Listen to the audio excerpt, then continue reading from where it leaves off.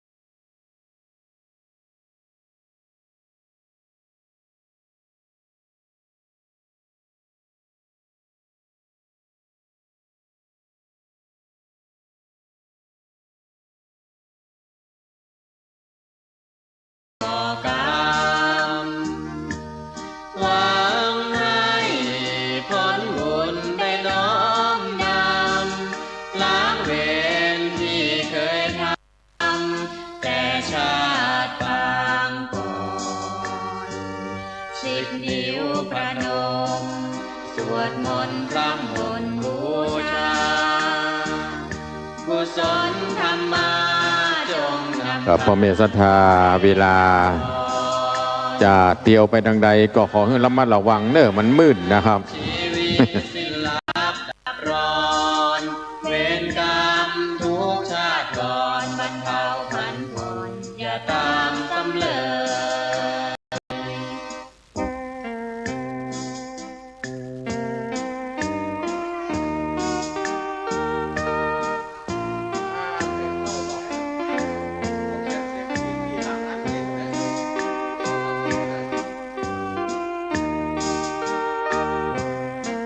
ค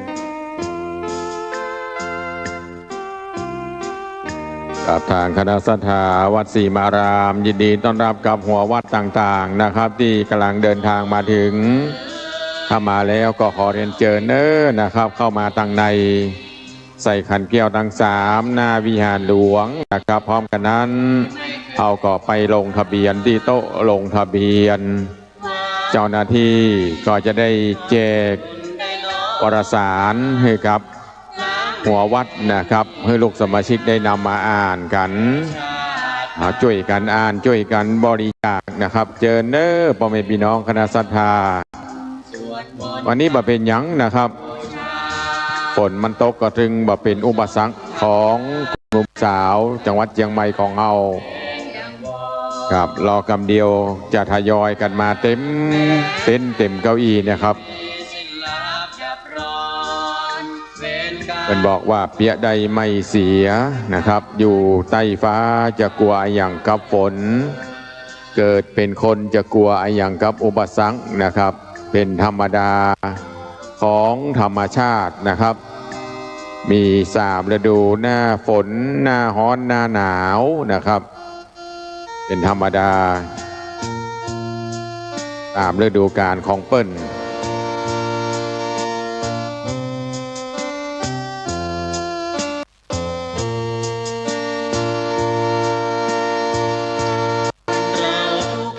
ช่างไฟถ้าอยู่แถวนี้นะครับขอไฟมาต่อให้กับอันเต็นท์ที่ถ่ายทอดโดยเนอร์นะครับในเต็นท์นั้นก็มืดอยู่นะครับพอดีทางเจ้าหน้าที่จากวัดฝ่ายหินก็ได้นำเครื่องมาถ่ายทอดสดนะครับลง YouTubeพ่อแม่พี่น้องสามารถเปิดพอได้เนอในเพจของวัดฝ่ายหินจะได้หันนะครับถ่ายทอดสดในค่ำคืนวันนี้บางคนระอาว่าเหตุไฉนทำดีแต่จนเหลือใจไม่เห็นได้ดีเหมือนว่าอย่าเพลินถือว่าเงินเป็นใหญ่จิตใจเหนือสิ่งใดล้ำค่าเพราะความทุกข์ความสุขใดเป็นที่ใจใช่ที่ตาอย่าพะวงหลงลืมตนทำดีทุกทีย่อมมีผลดีโดยทั่วก่อกรรมทำชั่วได้ชั่วตอบแทนทุกคนคนดีรักดีโชคดีมีผลคนชั่วโชดเช้าชนไม่ผลกรรมซ้ำเติ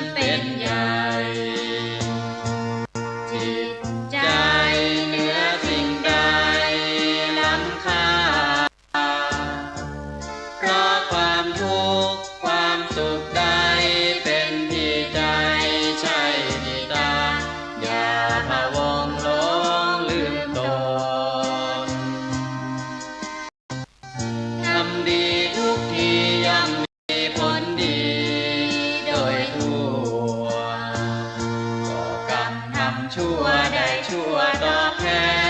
นทุกคน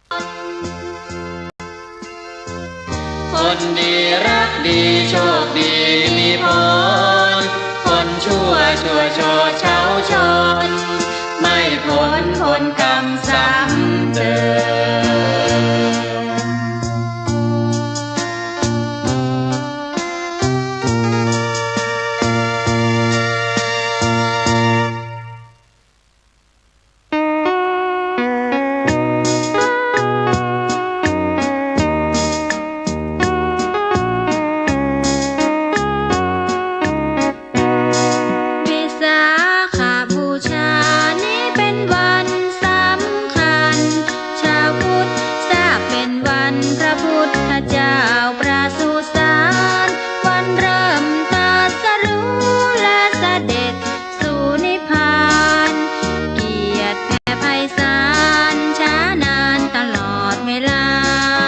สาขบูชาน้อมวันทาพุทธองค์โดยพร้อมจิตจำนงหนุนนำส่ง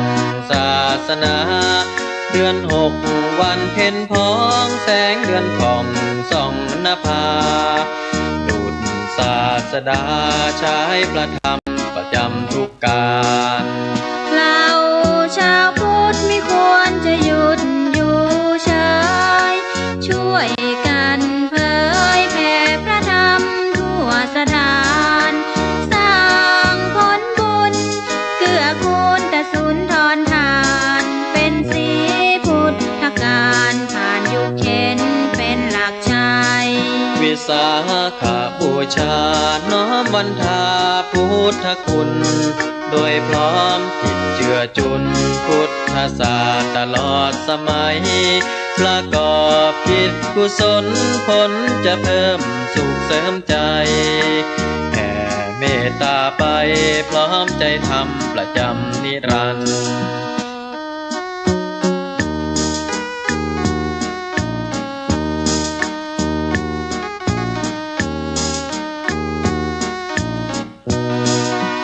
เราชาวพุทธไม่ควรจะหยุดอยู่เฉยช่วยกันเผยแผ่พระธรรมทั่วสถานสร้างผลบุญเกื้อกูลแต่สุนทรทานเป็นสีพุทธการผ่านยุคเข็นเป็นหลักชัยวิสาขบูชาน้อมวันทาพุทธคุณโดยพร้อมจิตเจือจุนพุทธศาสตร์ตลอดสมัยประกอบกิจกุศลผลจะเพิ่มสุขเสริมใจแผ่เมตตาไปพร้อมใจทำประจำนิรันดร์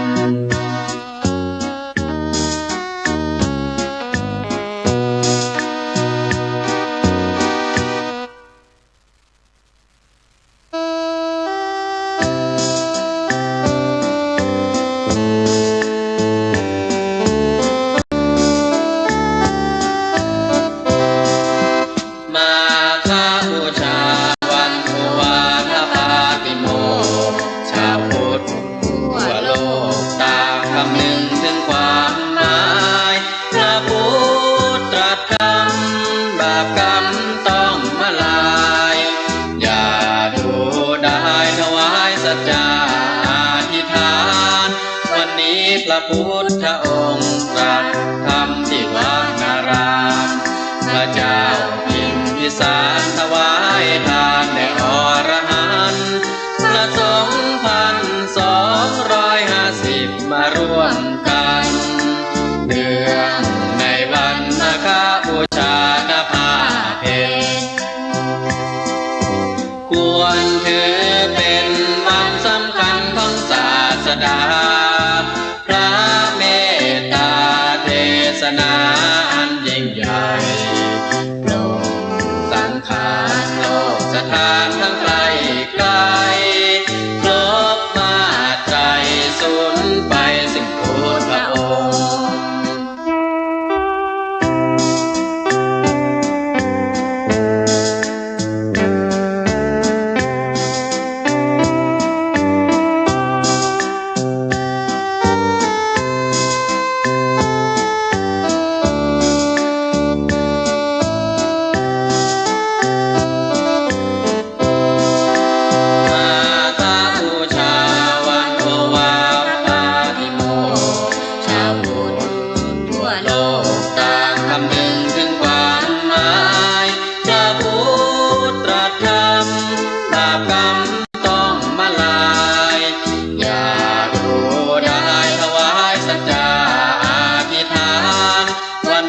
พระพุทธองค์ตรัสธรรมที่วานาราม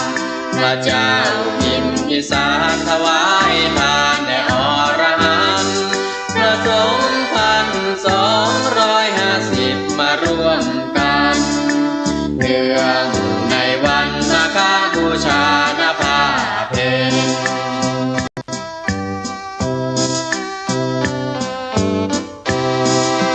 ควรถือเป็นวันสำคัญของศาสดา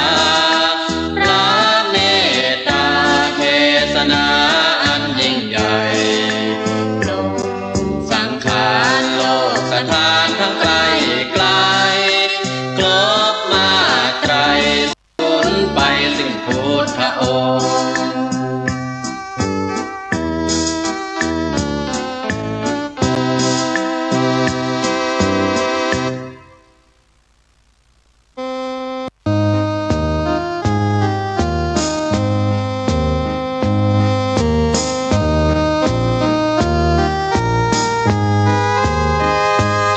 พวกเราชาวพุทธมามกานับถือคุณพระปลูกข้าวเกษาเราพึ่งบุญพุทธคุณเมตตาเราเถิดธรรมศาสดาเป็นศาสนาเชิดชูใจเชื่อฟังคำสอนพระสงฆ์องค์เจ้า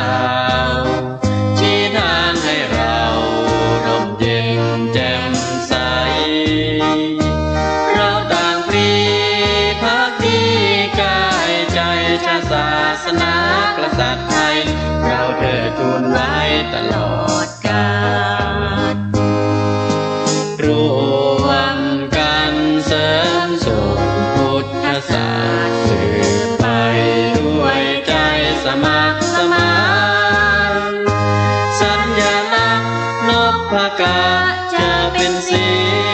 วิญญาณเบิกบานเพราะแสงคำส่องทั่วโลกาพวกเราชาวพุทธมามกาขอเชิญคุณพระปกปักรักษาเป็นร่มโพคุ้มครองชีวาด้วยจิตกุศลเมตตาเป็นสุขหันษาทั่วเถิด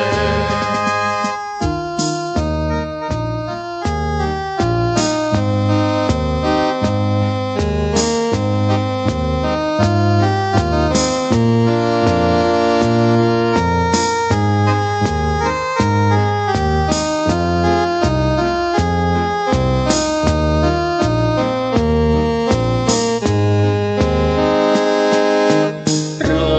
วมกันเสริมส่งพุทธศาสนาสืบไปด้วยใจสมัครสมานสัญลักษณ์นพกาจะเป็นสีวิญญาณเบิกบานเพราะแสงคำส่องทั่วโลกาพวกเราชาวพุทธมามกาขอเชิญคุณพระปกปักรักษาเป็นร่มโพคุ้มครองชีวาด้วยจิตกุศลเมตตาเป็นสุขหันษาทั่วเถิด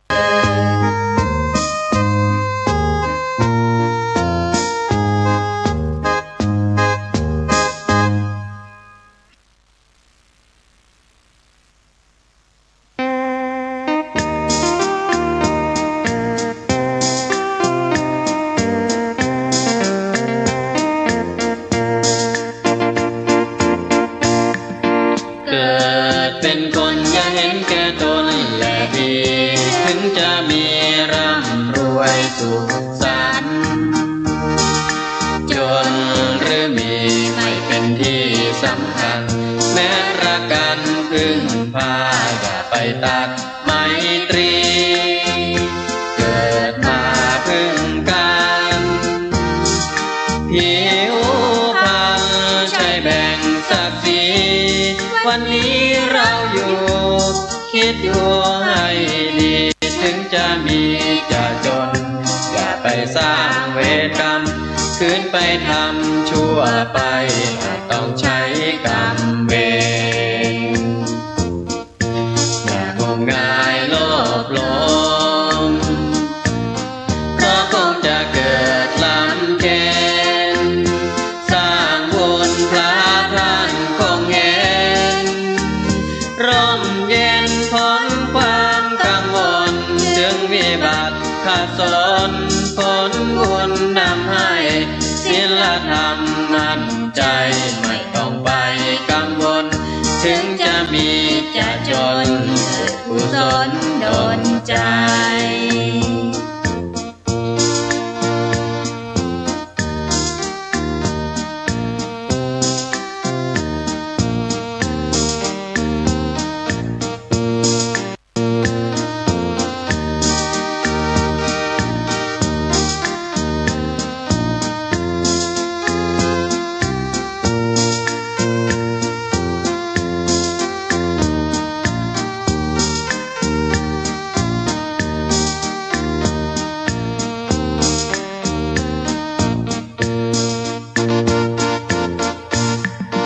เกิ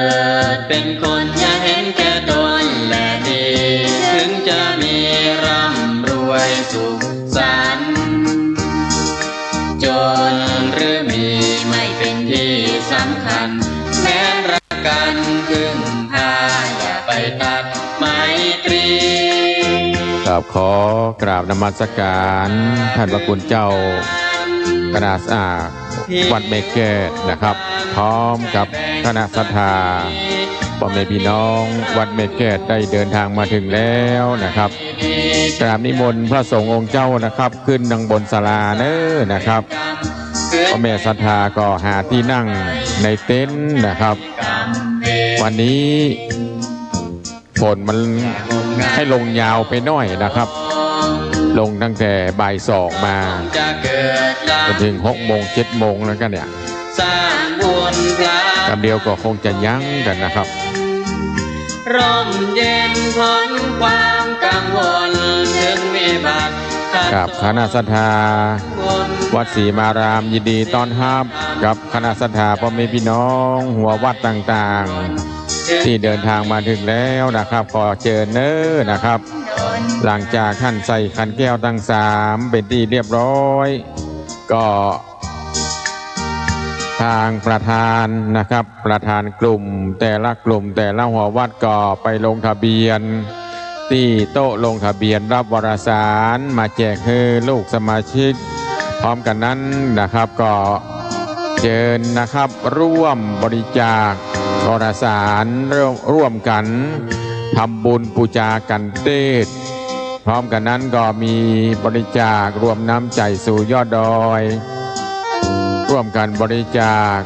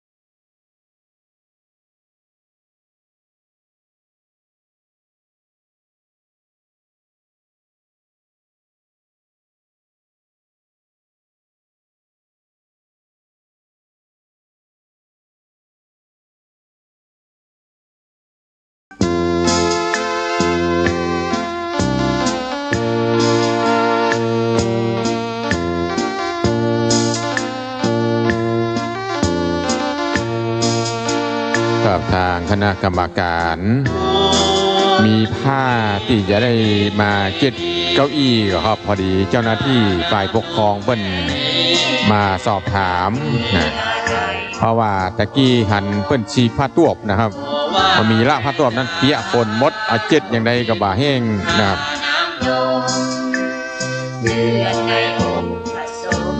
ถ้าไผ่มีผ้าที่มันซับน้ำดีๆนะครับเอามาช่วยกันเจ็ดเด้อนะครับ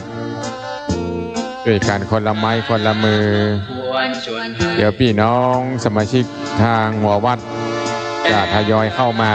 เรียบดังพื้นฟ้าหนักกว่าแผ่นดินจะได้นั่งแบบสบายๆนะครับบวชเรียนท่าเพียรจนสิ้นหยดหนึ่งน้ำนมกินทดแทนไม่สิ้นพระคุณแม่เอ๋ย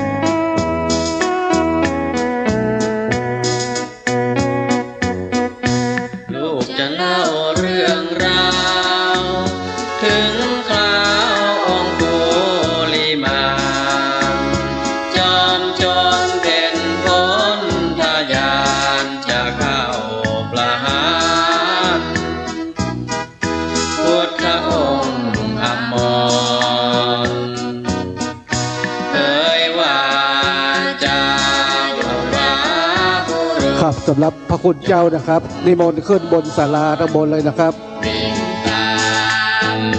เหนื่อยอ่อนกระดานยังมีท่านสักทีปรางพระองค์ทรงศีลพระบิณฑบาตตัวเราหยุดแล้วด้วยดีตัวเจ้านั่นสิไม่หยุดยิ่งได้ยกนิ้วมือว่าหยุดนะหรือคือครับท่านเข้ามาแล้วนะครับโต๊ะทะเบียนนะครับจะอยู่ตั้งขวามือนะครับหน้าพระวิหารนะครับมาถึงแล้วก็ลงทะเบียนนะครับบริจาคการเทศทุนการศึกษารวมน้ำใจสู่ยอดดอยแล้วก็วารสารนะครับทิ้งเหตุที่เป็นเวรกรรมโกรธโกงโลภหลงเคยนำโมหะอาธรรมที่นำพาทั้งฆ่าทั้งฟันเบียดเบียนซึ่งกันมันไร้ค่าจุดไว้ไฟหาพระรัตนตรัยเทศนาประทานคุณมารคนึงซึ้งใจยอมเป็นสาวกเท้าไทยได้เกิดเลื่อมใสพุทธศาสตร์เชิดชันหวังความสงบจงพบแนวทางอรหันต์ศพสูงศพสัญชานีเขามีเล่ามาท่านผู้ฟังทั้งหลายพุทธกาลก็ถึงเวลากรรมใดสร้างไว้นานมาจงหยุดเถิดนาหันมาสร้างบุญถือศีลฟังธรรมให้ทาน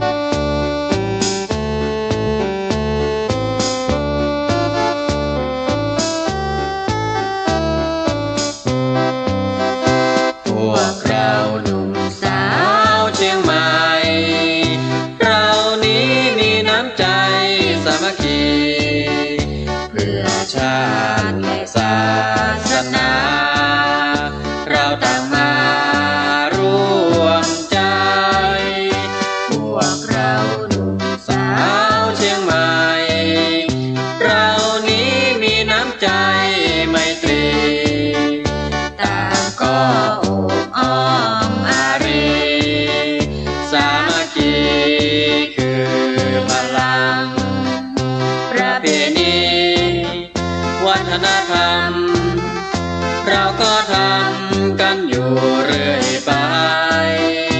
ต่างคนต่างมารวมใจช่วยกันพดุงเอาไว้พวกเราหนุ่มสาวเชียงใหม่เรานี้มีน้ำใจเปล่งปรีพวกเราต่างสร้างความดีสามัคคีในหนุ่มสาวไทย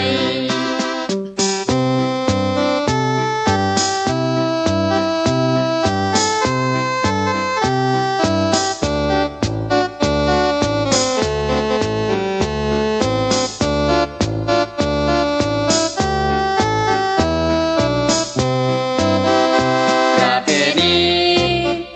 วัฒนธรรมเราก็ทำกันอยู่เรื่อยไปต่างคนต่างมารวมใจช่วยกันพดุงเอาไว้พวกเราหนุ่มสาวเชียงใหม่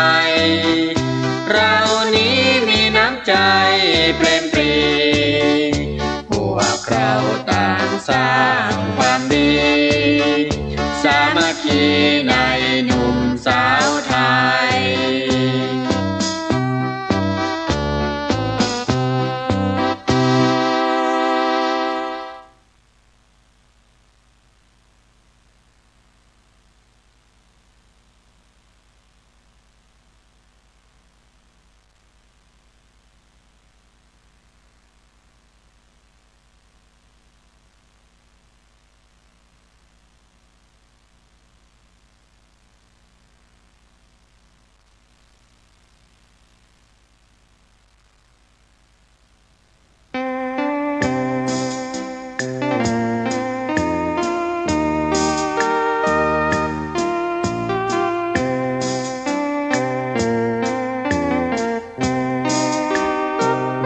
พระพุทธองค์ท่านทรงสอนเรื่องเวรกรรมคนไหนใครทำกรรมเคยก่อไว้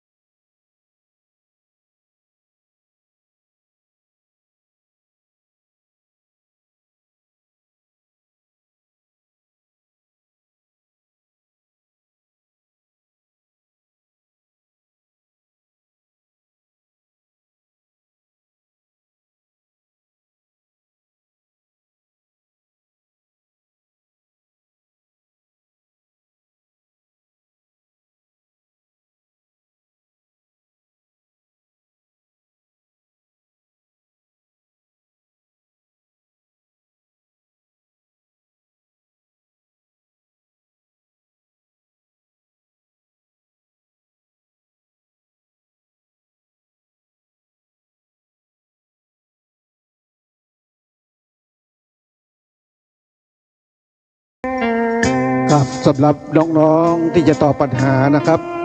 มาตั้งหน้าศาลาเพชรเด้อที่ทางเราได้จัดสถานที่ไว้นะครับ แล้วก็มาดูตามป้ายนะครับว่าอยู่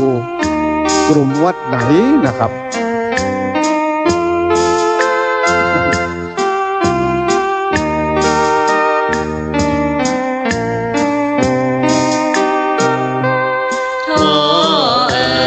อันนี้คุณครูนำมากับผู้ปกครอง กลุ่มวัดไหนครับดูตามป้ายเนอะ ทำดีไม่เคยก่อกรรม ครับ หวังให้ผลบุญได้น้อมนำล้างเวรที่เคยทำแต่ชาติปางก่อน10 นิ้วประนมสวดมนต์พร่ำบนบูชากุศลธรรมาจงนำข้าสิ่งเว้นดังวอนหากแม้นชีวิตสิ้นลับดับร้อนเวรกรรมทุกชาติก่อนบรรเทาพันคนอย่าตาม เดี๋ยวนี้ท่านประธานในพิธีก็มาถึงแล้วนะครับ ท่านปลัดอาวุโสอำเภอสันกำแพงของเรานะครับ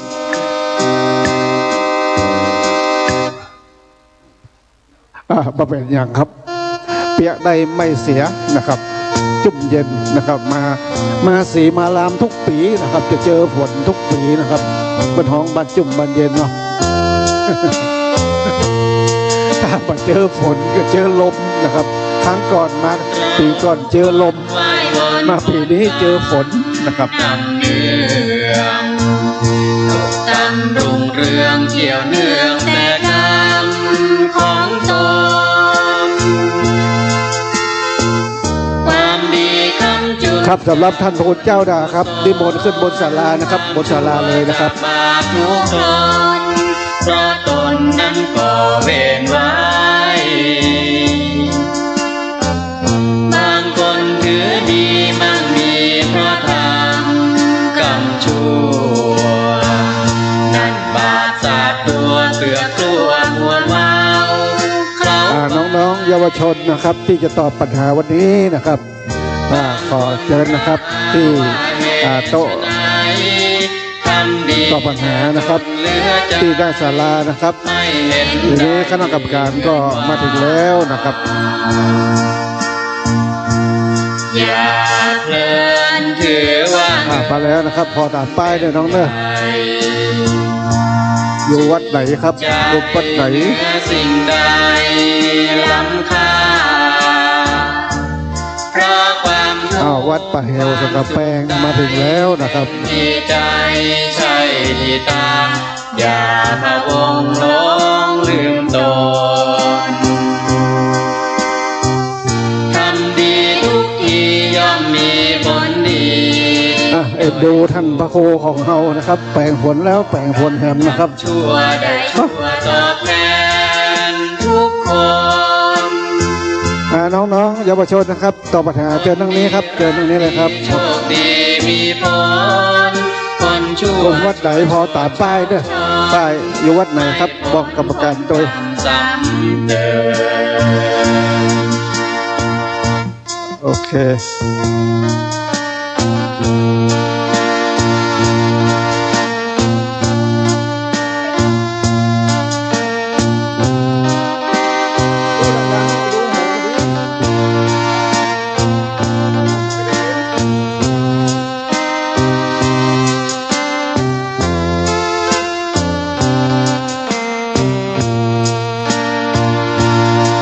วัดหนองเต่าคำมาแล้ว วัดวิเวกวนารามมาแล้ว วัดป่าเหวสันกะแปงมาแล้ว ชุมชนหนองเคร่งมาแล้วนะครับ ล้ำค่า วิมารามเจ้าถิ่นนะครับ ความสุขใดเป็นที่ใจใช่ที่ตาอย่าพะวงหลงลืมตนทำดี เดี๋ยวนี้ค้างวัดแสนหลวงนะครับแสนหลวงอำเภอสลับปีวัดเดียวนะครับ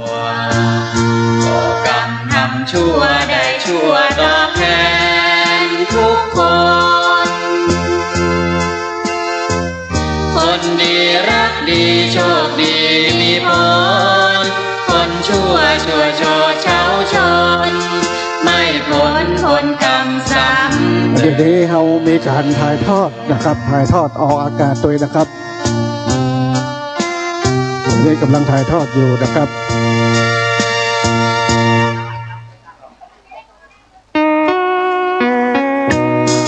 ข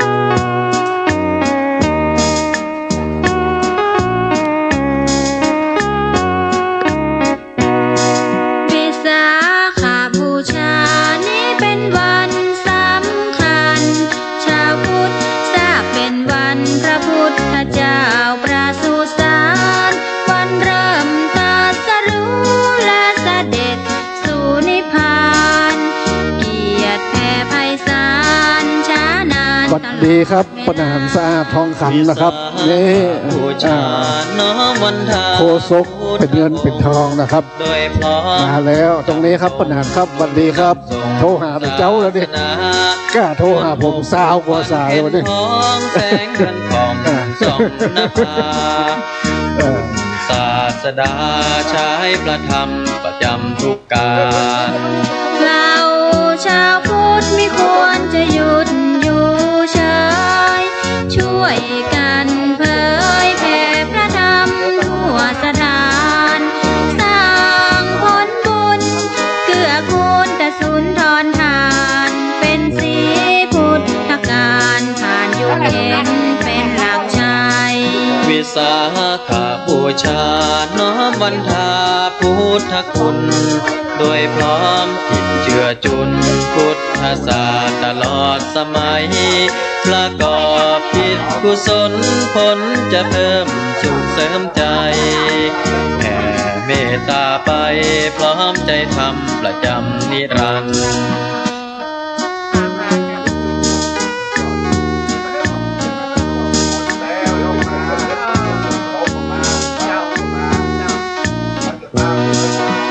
เราชาวพุทธไม่ควรจะหยุดอยู่เฉย ครับสัพพัทท่านพระคุณเจ้านะครับ ขอนิมนต์ขึ้นบนศาลาเลยนะ ทั่วสถานสร้างผลบุ อัน ญ เนี้ย เกื้อก ลุ่มลุงสาวของเรานะครับบอกว่าฝนจะตกฟ้าจะห้องนะครับ พุทธการ จะได้เข้ากระตึงมากันนะครับ หลักชัย ขนาดปนหันสะอาดนะครับสารบปีฝนตกรถติดจะยังบุญมาอยู่นะครับอยู่ที่ โดยพร้อมจิตเจือจุนพุทธศาสตร์ตลอดสมัย ประกอบคิดกุศลผลจะเพิ่มสุขเสริมใจแผ่เมตตาไปพร้อมใจทำประจำนิรันดร์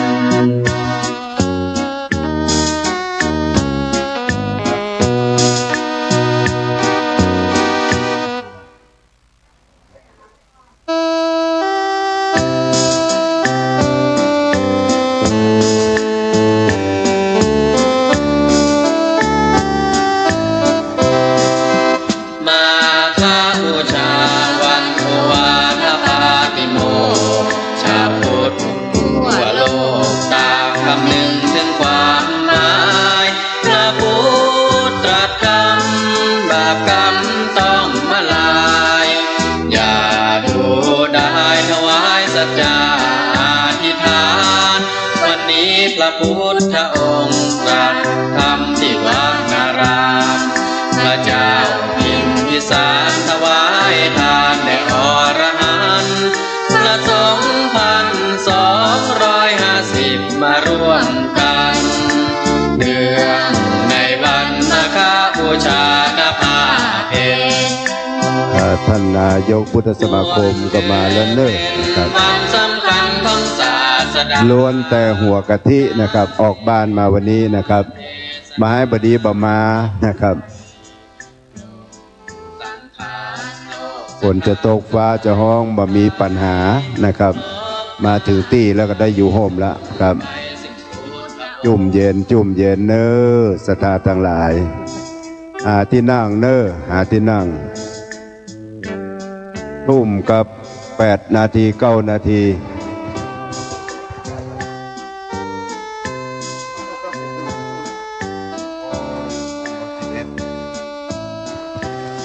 ทุ่ม11 นาทีนะครับยังเจ้าอยู่ บูชาวันโอวาทปาติโมกข์ชาวพุทธทั่วโลกต่างคำนึงถึงความหมายพระพุ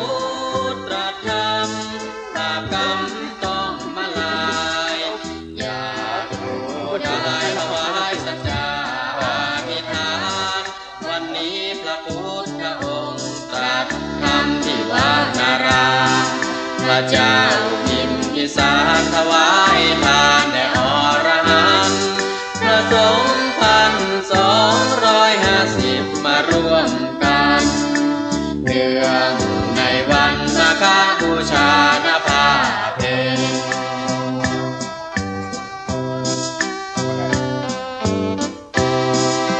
ควรถือเป็นวันสำ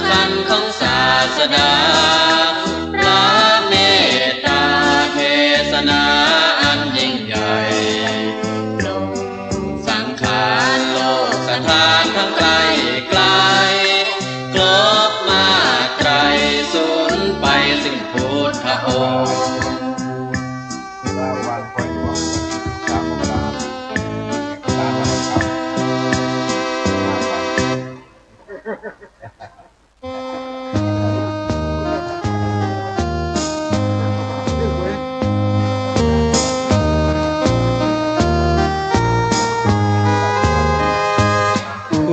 กเราชาวพุทธมามกานับถือคุณพระปกเกล้าเกษาเราพึ่งบุญพุทธคุณเมตตาเราเถิดธรรมะศาสดาเป็นศาสนาเชิดชูใจเชื่อฟังคำสอนพระสงฆ์องค์เจ้าชี้ทางให้เราร่มเย็นแจ่มใสเราต่างพรีภักดีกายใจชาติศาสนากษัตริย์ไทยเราเถิดทูลไว้ตลอดกาลร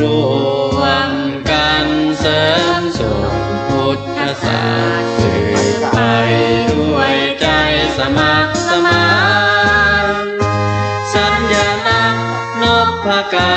จะเป็นสีวิญญาณเบิกบานเพราะแสงคำส่องทั่วโลกาพวกเราชาวพุทธมามกาขอเชิญคุณพระปกปักรักษาเป็นร่มโพคลุ้มครองชีวาด้วยจิตกุศลเมตตาเป็นสุขพรรษาทั่วเถิ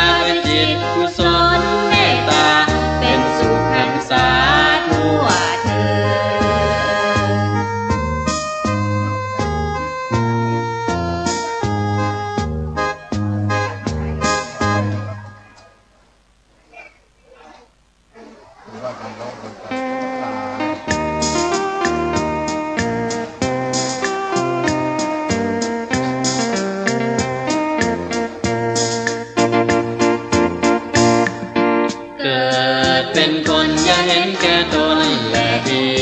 ถึงจะมีร่ำรวยสุขสันต์จนหรือมีไม่เป็นที่สำคัญแม้รักกันพึ่งพาอย่าไปตัดไมตรีเกิดมาพึ่งกันหิวพังใช่แบ่งศักดิ์ศรี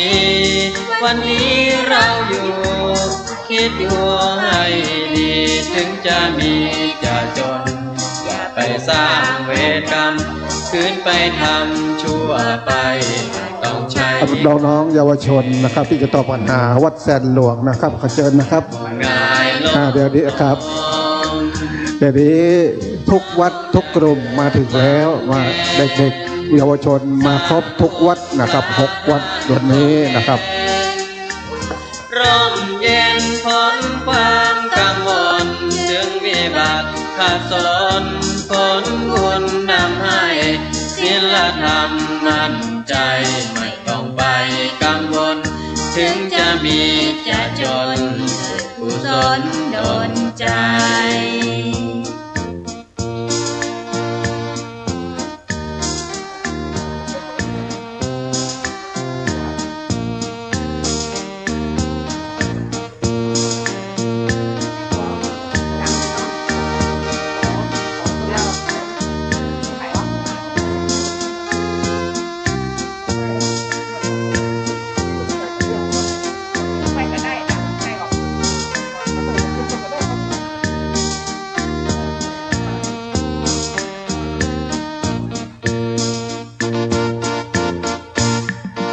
เกิดเป็นคนอย่าเห็นแก่ตนและดี ถึงจะมีร่ำรวยสุขสันต์จนหรือมีไม่เป็นที่สำคัญ แม้รักกันพึ่งพาอย่าไปตัดไมตรี เกิดมาพึ่งกันผิวพรรณใช่แบ่งศักดิ์ศรีวันนี้เราอยู่คิดดูให้ดีถึงจะมีจะจนอย่าไปสร้างเวรกรรมคืนไปทำชั่วไปอาจต้องใช้กรรมเวร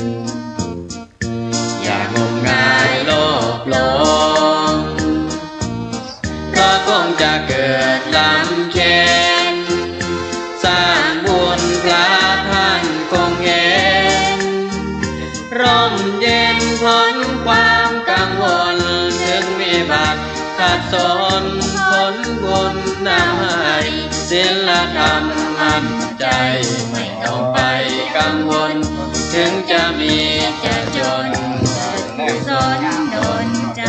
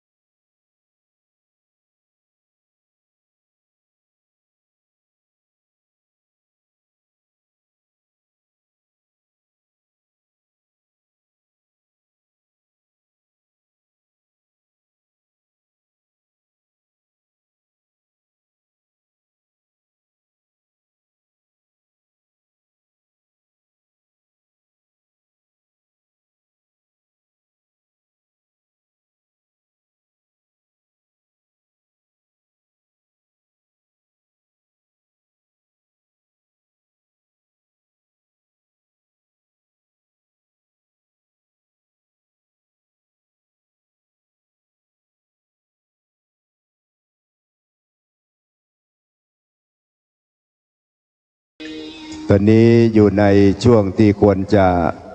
ร่วมกันร้องเพลงธรรมะเข้าสู่รายการเพราะว่านักร้องกิตติมศักดิ์ก็มาแล้วประจำกลุ่มหนุ่มสาวเฮาคือท่านนายกพุทธสมาคมและท่านนายกยุวพุทธิกสมาคมเป็นนักร้องกิตติมศักดิ์เอาไม้เบอร์2ท่านกับเนออาจารย์พนีบุญประเสริฐ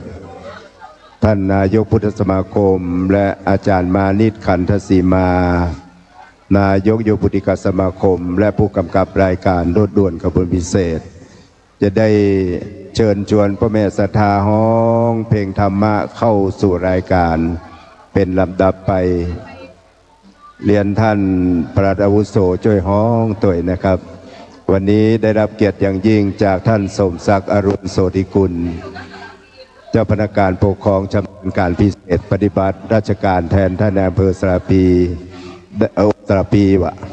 ว่าอำเภอตัวเก่าบนอำเภอสังกำแพงจะได้มาเป็นประธานในพิธีนะครับบัดนี้จะเข้าสู่รายการห้องเพลงธรรมะเข้าสู่รายการเชิญอาจารย์พนีอาจารย์มานิตณบัดนี้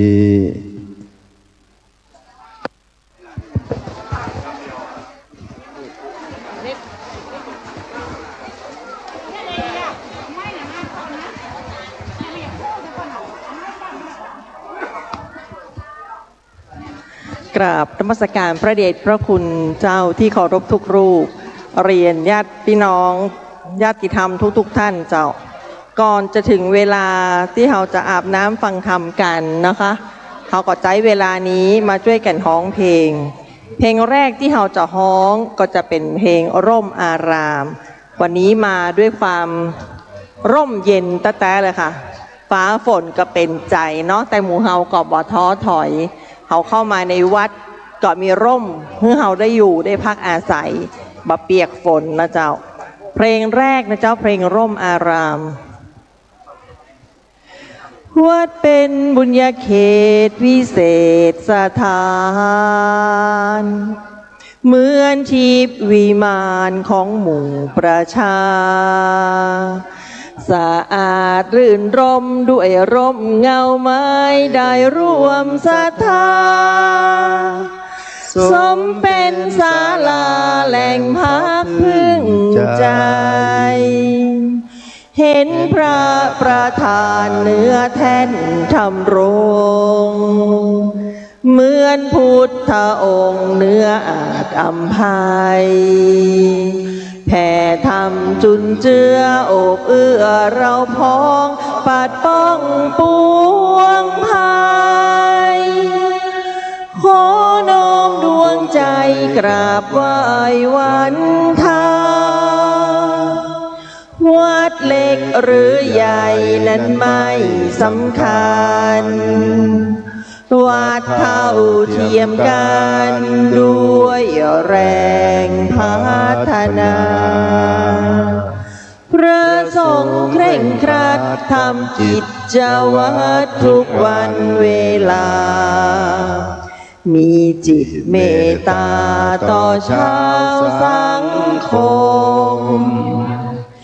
ระฆังวังเวงเหมือนเร่งศรัทธาคิดพัฒนาวัดให้เหมาะสมดื่มดำธรรมะ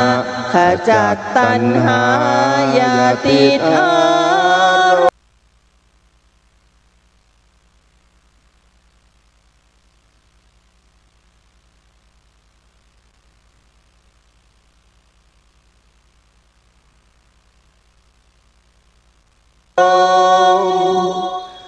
ขอเชิญชื่นชมสู่ร่มอารามวัดเล็กหรือใหญ่นั้นไม่สำคัญวัดเท่าเทียมกันด้วยแรงพัฒนาพระสงฆ์เคร่งครัดทำกิจวัตรทุกวันเวลาช่วยกันฮ้องนะครับช่วยกันฮ้องเพลงเสียงดังๆต่อชาวสังคมพระฆังวังเวงเหมือนเร่งศรัทธาคิดพัฒนาวัดให้เหมาะสมดื่มดำธรรมะขจัดตัณหาอย่าติดอารมณ์ขอเชิญชื่นชมสู่ร่มอาราม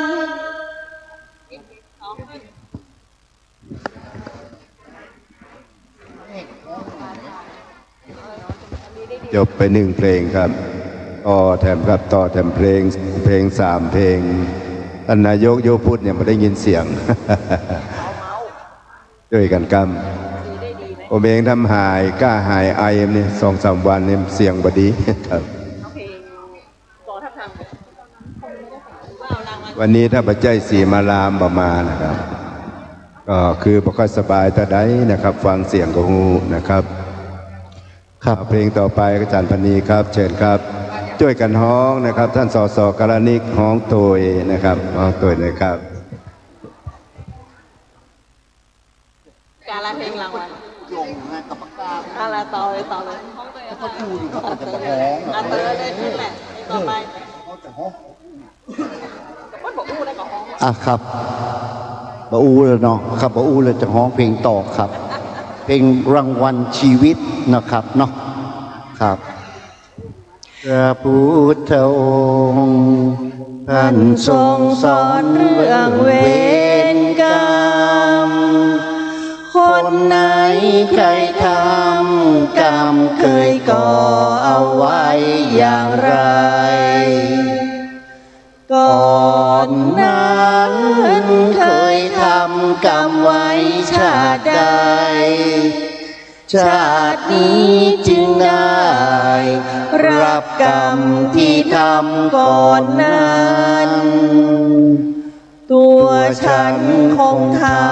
ำแต่กรรมซ้ำอยู่เสมอ ชาตินี้คงเจอเวรกรรมเก่าเข้าย้อนผูกพันปวดร้าวตรมคืนคมอานันต์ทำดีสารพันรางวัลที่ได้ก็คือข้อกรรมโธ่เอ๋ยพระเจ้าไม่เคยปราณีในชาตินี้ทำดีไม่เคยก่อกรรมหวังให้ผลบุญได้น้อมนำร้างเวรที่เคยทำแต่ชา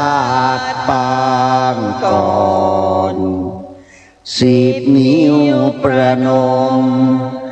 สวดมนต์พร่ำมนต์บูชากุศลนำมาจงนำกาสิ้นเวรดังวอนหากแม้นชีวิตสิ้นรับดับร้อนเวรกรรมทุกชาติก่อนบรรเทาพันผ่อนอย่าตามซ้ำเลยโธ่เอ๋ยพระเจ้าไม่เคยปราณีในชาตินี้ทำดีไม่เคยก่อกรรมหวังให้ผลบุญได้น้อมนำร้างเวรที่เคยทำแต่ชาติปางก่อน10 นิ้วประนมสวดมนต์พร่ำบนบูชากุศลนำมาจงนำข้าสิ้นเวรดังวอนหากแม้นชีวิตสิ้นรับดับร้อนเวรกรรมทุกชาติก่อนบรรเทาผ่อนผ่อนอย่าตามซ้ำเลยครับแต่เพลงเนาะเพลงกองทัพธรรมนะครับ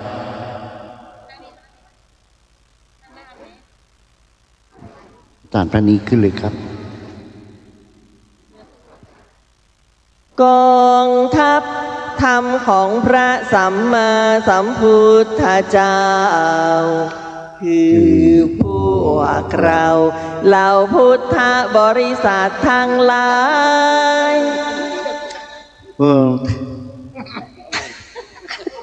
คือต้นใหม่อ่ะกองทัพธรรมของพระสัมมาสัมพุทธเจ้าคือพวกเราพุทธบริษัททั้งหลาย ยามพวกศัตรูยกมือโจมตีขยี้ทำร้ายเราต่างไม้เราทหารคอยต้านประจานในพระบวรพระพุทธศาสนาจะรุ่งควรทนุบำรุงแสนยานุภาพแน่นหนา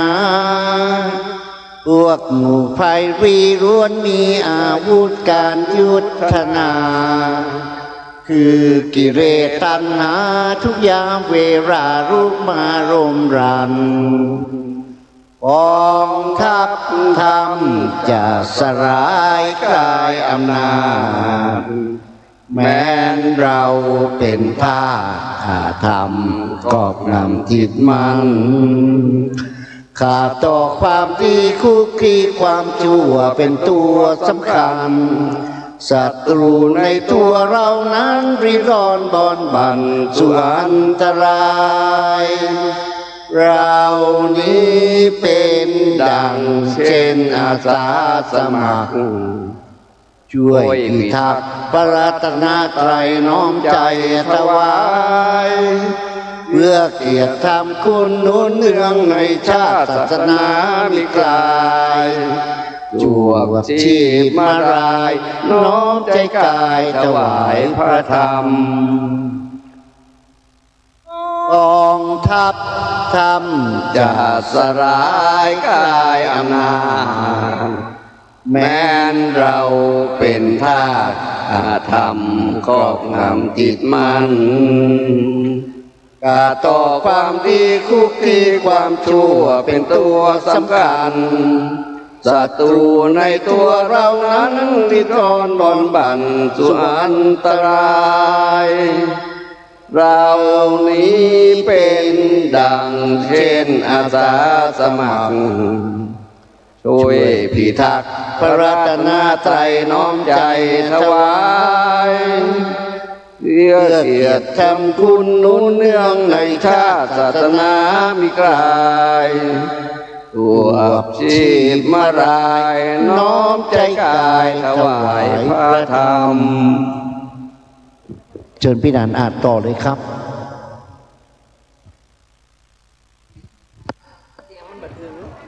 แสดงว่าอาจารย์มณิตว่าใกล้11 โมงเกิงแล้วควรที่เริ่มก็เริ่มผมเดาใจอาจารย์มณิตออกนะครับแม่นนะครับเนาะก็ว่าจะห้องเพลงแถมเพลงหนึ่งเป็นเพลงสุดท้ายคือโอกาสแห่งกรรมนะผมจะเตรียมตัวดีๆเดี๋ยวจะเข้าสู่รายการต่อไปนะครับเดินแต่เพลง1 หรือ 2เพลงก็ได้นะครับในฝนก็ตกมาถึงตี้มันแล้วแจ้งคำตี้แจ้งมันเย็นวันนี้มันบ่ฮ้อนเย็นตัวฝนเนอะแปลงใจเย็นไว้มันจะสบายสุขอกสุขกายไปตลอดถ้าใจฮ้อนนี่ถึงบ่สุขบ่สบายนะครับใจขาวเป็นบุญใจคุณเป็นบาปจะพืชมันใจมันขุ่นมันดำมันมัวใจมันขาวตลอดนะครับขอเชิญอาจารย์มณีอาจารย์พณีห้องแถมสัก2เพลงแล้วผมจะเริ่มละเกิดเป็นคนอย่าเห็นแก่คนและดีถึงเจ้าวีร่ำรวยสุขสันต์จนหรือมีไม่เป็นที่สำคัญแม้รักกันพึ่งพาอย่าไปตัดไมตรีเกิดมาพึ่งกันผิวพรรณใช่แบ่งศักดิ์ศรีวันนี้เราอยู่คิดดูให้ดีถึงจะมีจะจนอย่าไปสร้างเวรกรรมคืนไปทำชั่วไปอาจต้องใช้กรรมเวร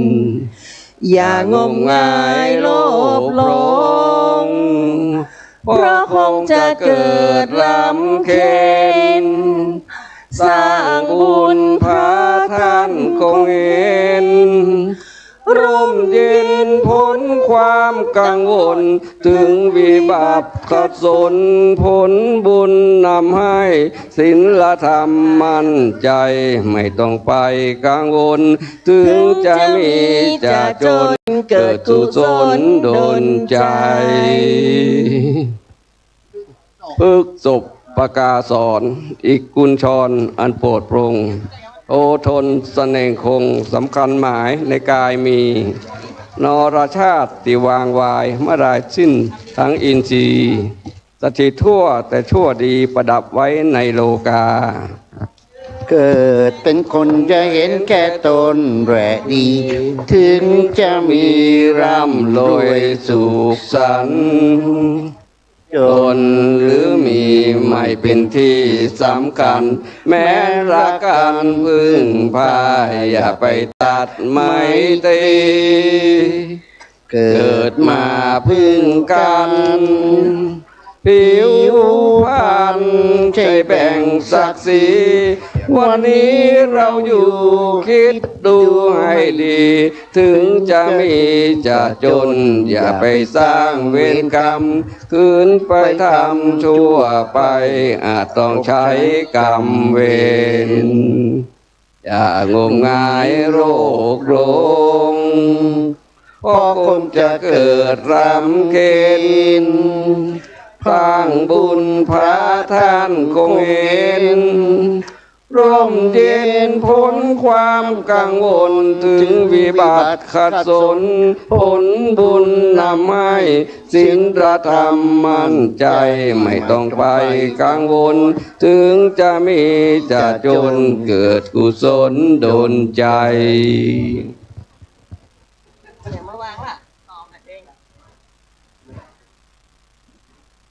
ต่อไปเพียง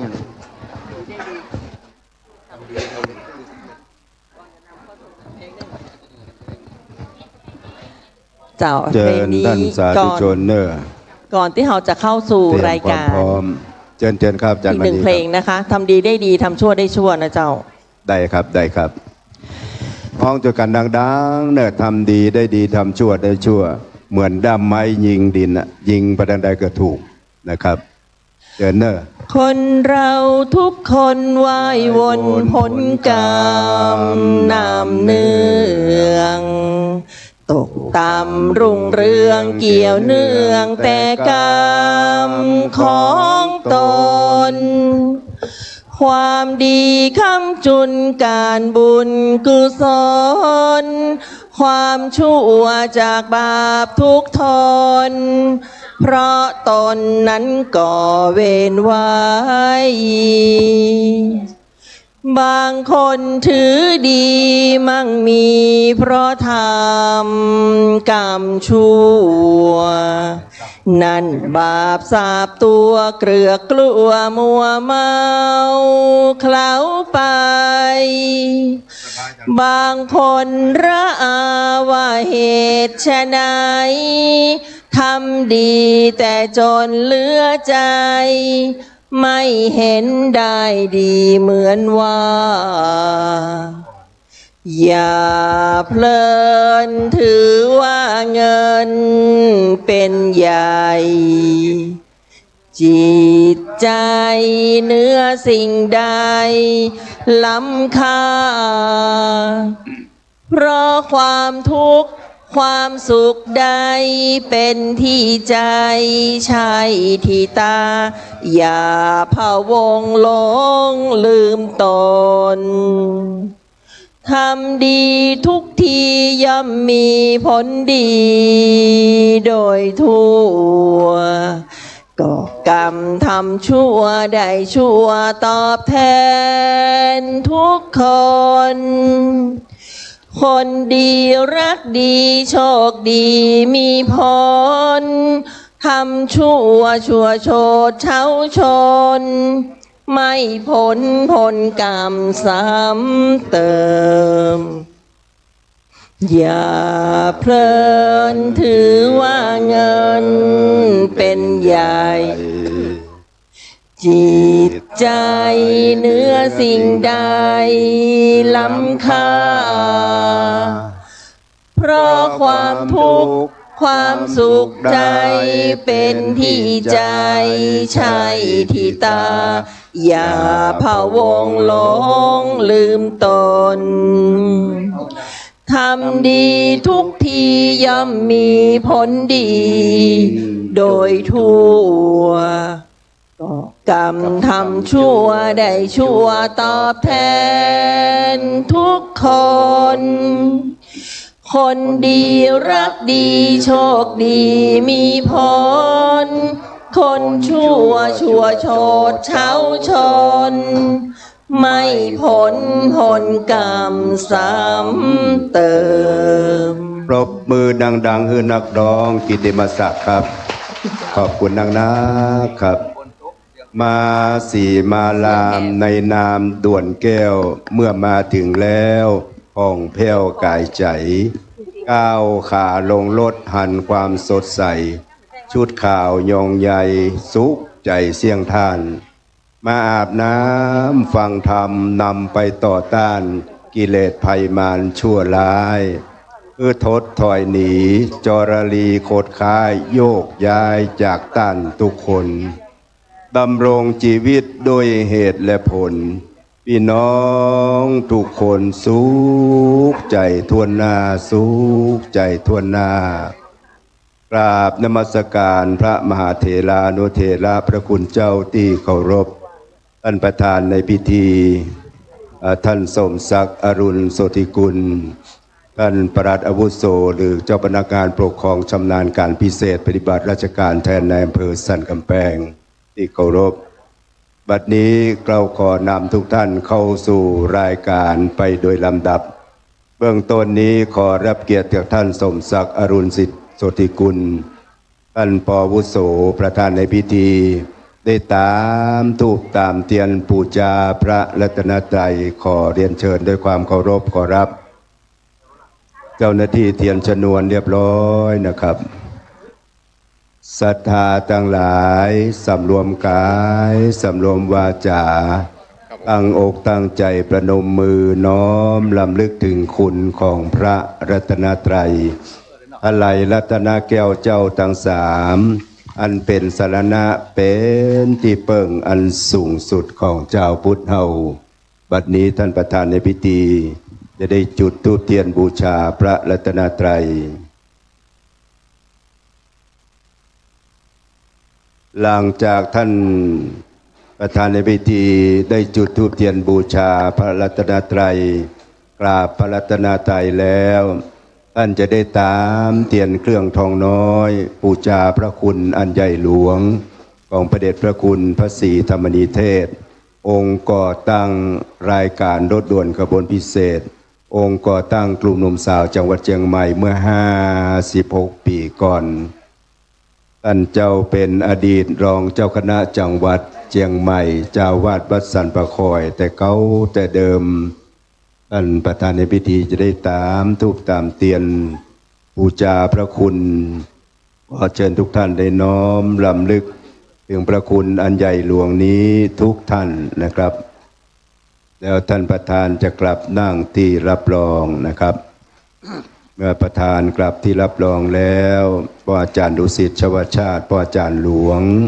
ของกลุ่มหนุ่มสาวจังหวัดเชียงใหม่จะได้นำศรัทธาสาธุชนไหว้พระสวดมนต์ทำนองสรพัญญะเป็นพิธีสืบต่อไปนะครับ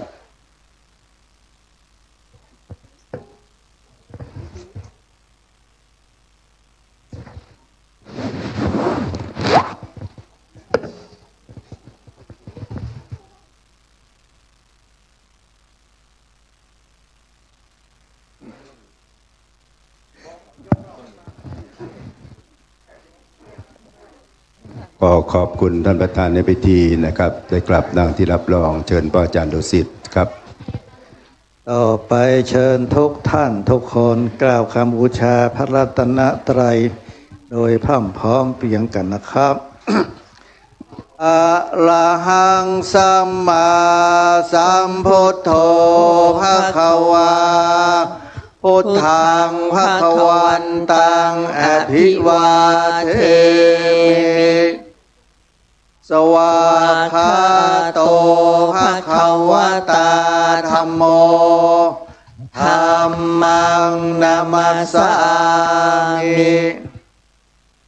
สุปฏิปันโนภะคะวะโตสา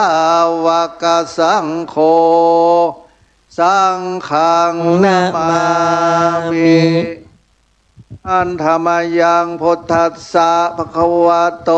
ปุพพาคณมะกะลังกะโลมะเสนะโมตัสสะภะคะวะโตอะระหะโตสัมมาสัมพุทธัสสะนะโมตัสสะภะคะวะโตอะระหะโตสัมมาสัมพุทธัสสะนะโมตัสสะภะคะวะโตอะระหะโตสัมมาสัมพุทธัสสะอิติปิโสภะคะวาอะระหังสัมมาสัมพุทโธวิชชาจารณะสัมปันโนสุขโตโลกวิทูอนุตตโลปุริสธรรมสารถิสัทธาเทวมนุษย์สานังพุทโธภควาติองค์ใดพระสัมพุทธสุวิสุทธสันดานตัดมนกิเลสมันบ่มีมนมีมองมัวหนึ่งในพระทัยท่านก็เบิกบานคือดอกบัวราคีบ่อพันหัวสุวคนทกรรมจรองค์ใดประกอบด้วยพระกรุณาดังสาครโปรดหมู่ประชากรมาละโอคากันดานชี้ทางบรรเทาทุกข์และชี้สุขเกษมสารชี้ทางพระนาลือพานอันพ้นโศกวิโยคภัยพร้อมเป็นจะพิทักษ์จากสุจาราชวิมลใสเห็นเหตุที่ไกลไกลก็เจนจบประจักษ์จริงกำจัดน้ำใจหยาบสันดานบาปแห่งชายหญิงสัตว์โลกได้พึงพิงมาละบาปบำเพ็ญบุญข้าขอประนอบน้อมศิลากล่าวบังคมคุณสัมพุทธการุณยาภาพนั้นนิรันดรสวากขาโตภะคะวะตาธัมโมสันทิฏฐิโกอาการิโกเอหิปัสสิโกโอปัญญิโกปัจจตังเวทิตาโพวิญโยหิติธรรมะคือคุณากรส่วนชอบสาธรดุจดวงประทีปชัชวาลแห่งองค์พระศาสดาจารย์ส่องสัตว์สันดานสว่างกระจ่างใจมนทำใดนับโดยมรรคผลเป็นแปดพึงยนต์และก้าวกับทั้งนรพานสมยาโลกอุดรพิสดารอ่านเลิกโอฬารพิสุทธิ์พิเศษสุขใส อีกทำต้นทางคันไลนามขนานคานไขปฏิบัติปริยัติเป็นสองคือทางดำเนินดุจคลองให้ล่วงลุกปองอย่างโลกอุดรโดยตรงข้าขอโอนอ่อนอุตมงค์นบธรรมจำนงโดยจิตและกายวาจาสุปฏิปันโนภะคะวะโตสาวกสังโฆอุชุปฏิปันโนภะคะวะโตสาวกสังโฆยายะปฏิปันโนภะคะวะโตสาวกสังโฆสามีจิปฏิปันโนภะคะวะโตสาวกสังโฆยะทิทังจัตตาลิปุริสายุคานิอัตถาปุริสาปุคลาเอสะภะคะวะโตสาวกสังโฆอาหุนายโยปาหุนายโยทักขินายโยอัญชลิกาลนิโยอนุตตลังปุญญเขตังโลกัสสติทรงใดสาวกศาสดารับปฏิบัติมาแด่องค์สมเด็จพระขวานเห็นแจ้งจตุสัจเสร็จบานรู้ทางที่อันระงับและดับทุกภัย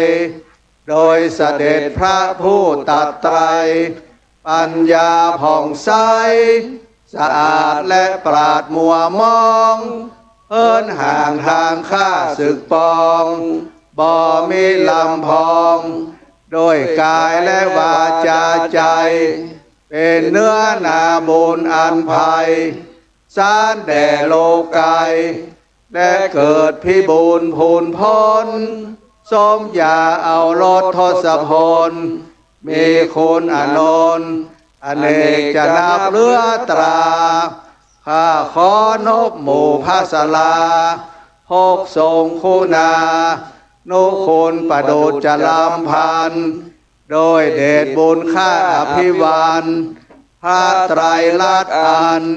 อุดมดิเลกนิรัสไสจงช่วยขจัดโพยภัยอันตรายใดๆจงดับและกลับเสื่อมสูญ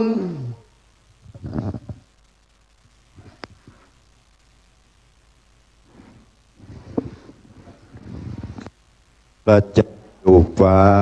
เป็นเหยื่อลาหูปลาเยียนอยู่หูยังหูถูกซ่อมการอยู่ร่วมกันยังยายแวดอ้อมย่อมเกิดนินตาเล่าตักพระเจ้าตนหลวงสถิตอยู่วัดคนยังเล่าต้านนินตาองค์ใจเหียเตอะบุญหาบบาปหนาเว้นคนปาลาอย่าไปเข้าใกล้จะไปเข้าใกล้คนล้านนาสอนไว้ว่าเว้นหมาคือปอศอกเว้นวอกคือปอวาเว้นคนปาลาคือไก่แสนโยชน์พระเจ้ามหาบดีแหล่งโยชน์นี่มันแสนโยชน์กันนะพี่น้องศรัทธาว่าโยชน์หนึ่งมันมีกี่วากี่ศอกเอาท่องมาตราส่วนสมัยก่อน12 นิ้วเป็น1 คืบ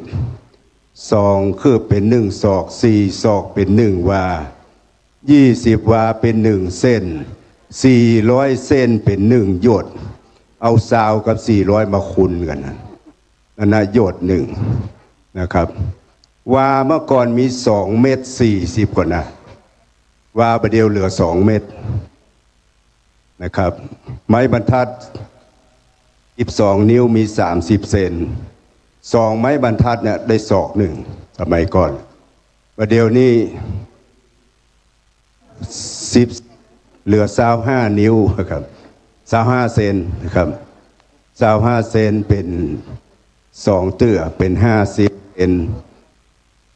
เป็น1 ศอกนะครับเพราะนั้นก็ถือว่าเป็นความรู้เล็กๆน้อยๆ แสนโยชน์เนี่ยพุทธสุดประเทศไทยว่าไก่แสนโยชน์ลีกคนปาลานเราขอน้อมกราบเมตตาธรรมของท่านพระครูพิสิทธิ์ธรรมากรหลวงพ่อเจ้าคณะตำบลสันกลางเจ้าที่การสมปานวัดบ้านมัตสีมารามฐานันตละอันวิเศษตัตตินีเป็นสมณะสถาเก้าเจ้าอาวาสโดยเฉพาะท่านเจ้าพระครูไปกุฏิกุตางในงานของรถด่วนขบวนพิเศษบอกว่าจะเป็นรายการภาพปกติภาคพิเศษไปเมื่อวันไปเมื่อคืนท่านบ่เคยขาดสักครั้งเดียวนะครับต้องขอกราบอนุโมทนาสาธุการในเมตตาธรรมของท่านพระครูพิสิทธิ์ธรรมากรไว้ณที่นี้พร้อมกับด้วยพระเถรานุเถระพระคุณเจ้าที่เคารพทุกรูปที่นำเอาคณะศรัทธาจากวัดวาอารามต่างๆในเครือสมาชิกของกลุ่มหนุ่มสาวจังหวัดเชียงใหม่มาร่วมฟังน้ำฟังธรรมนะครับพร้อมกันนี้ขอแสดงความยินดีกับท่านสมศักดิ์อรุณโสติกุลนะครับท่านประธานท่านปลัดอาวุโสนะครับปฏิบัติราชการแทนท่านนายอำเภอสันกำแพงได้กรุณามาเป็นประธานในพิธีนะครับท่านนายกยุวพุทธสมาคมอาจารย์พณีบุญประเสริฐนายกยุวพุทธิกสมาคมอาจารย์มานิตขันธสีมาโดยเฉพาะวันนี้ได้รับเกียรติจากท่านสสการณิกจันทดาได้มาร่วมพิธีตัวยนะครับพร้อมทั้งพ่อกำนันอุทัยแสนวงพิทักษ์พ่อกำนันตำบลสันกลางนะครับท่านนายกเทศมนตรีบ่ได้มาวันนี้ก็มอบหมายให้คุณสุพันธ์ปัญญาคำเลขานายกเทศมนตรีตำบลสันกลางมาร่วมพิธีตัวยก็ขอขอบคุณนะครับพร้อมทั้งท่านพลตรีประทินทองสุขกรรมการที่ปรึกษาพุทธสมาคมจังหวัดเชียงใหม่ศรัทธาสาธุชนพ่อข่าวแม่ข่าวทั้งหลายทุกท่านที่มาร่วมพิธีในวันนี้นะครับครับรายการรถด่วนขบวนพิเศษครั้งนี้เป็นครั้งที่10ประจำปี 2568เป็นปีที่54ของปีที่56เพราะว่าโควิดเอาไป2 ปีวันนั้นเราจึงห่างเหินกันไปเมื่อและบ่ได้มาวัดศรีมารามมาวันนี้เปลี่ยนแปลงไปทางพัฒนานะครับมาครั้งนี้สถานที่เรียบร้อยงดงามนะครับแต่ก็จุ่มเย็นตัวจะไปด่าฟ้าแจ้งฝนแจ้งแดดในสถานเนอเอาอยู่ลุ่มฟ้าประท่ากลัวฝนกูกะลมบุญกับกิ่งไม้แห้งรายการนี้ร่วมกันจัดโดยองค์กรชาวพุทธในจังหวัดเชียงใหม่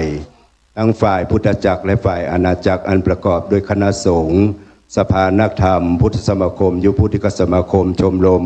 อนุรักษ์วัฒนธรรมประเพณีท้องถิ่นนะครับสภาวะธรรมอำเภอและก็สำนักวัฒนธรรมจังหวัดสำนักพุทธตลอดถึงไทยอาสาป้องกันชาติอำเภอเมืองและกลุ่มหนุ่มสาวจังหวัดเชียงใหม่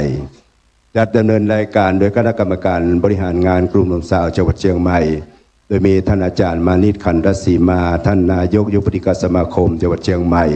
ท่านประธานกิตติมศักดิ์เป็นผู้กำกับรายการโดยมีวัตถุประสงค์เพื่อเผยแผ่พุทธธรรมเพื่อแนะนำสาระน่ารู้เพื่อเชิดชูความสามัคคีเพื่อส่งเสริมประเพณีวัฒนธรรมและเพื่อจะได้นำเอาไปประพฤติปฏิบัติเพื่อความร่มเย็นเป็นครุกในครอบครัวสืบไปกับบัดนี้เฮามาเปิ่งปาอาศัยใบบุญของท่านพระครูพิสิทธิ์ธรรมากรหลวงพ่อเจ้าคณะตำบลสันกลางอำเภอสันกำแพงนะครับแล้วบัดนี้ตามธรรมเนียมรายการแรกจะเป็น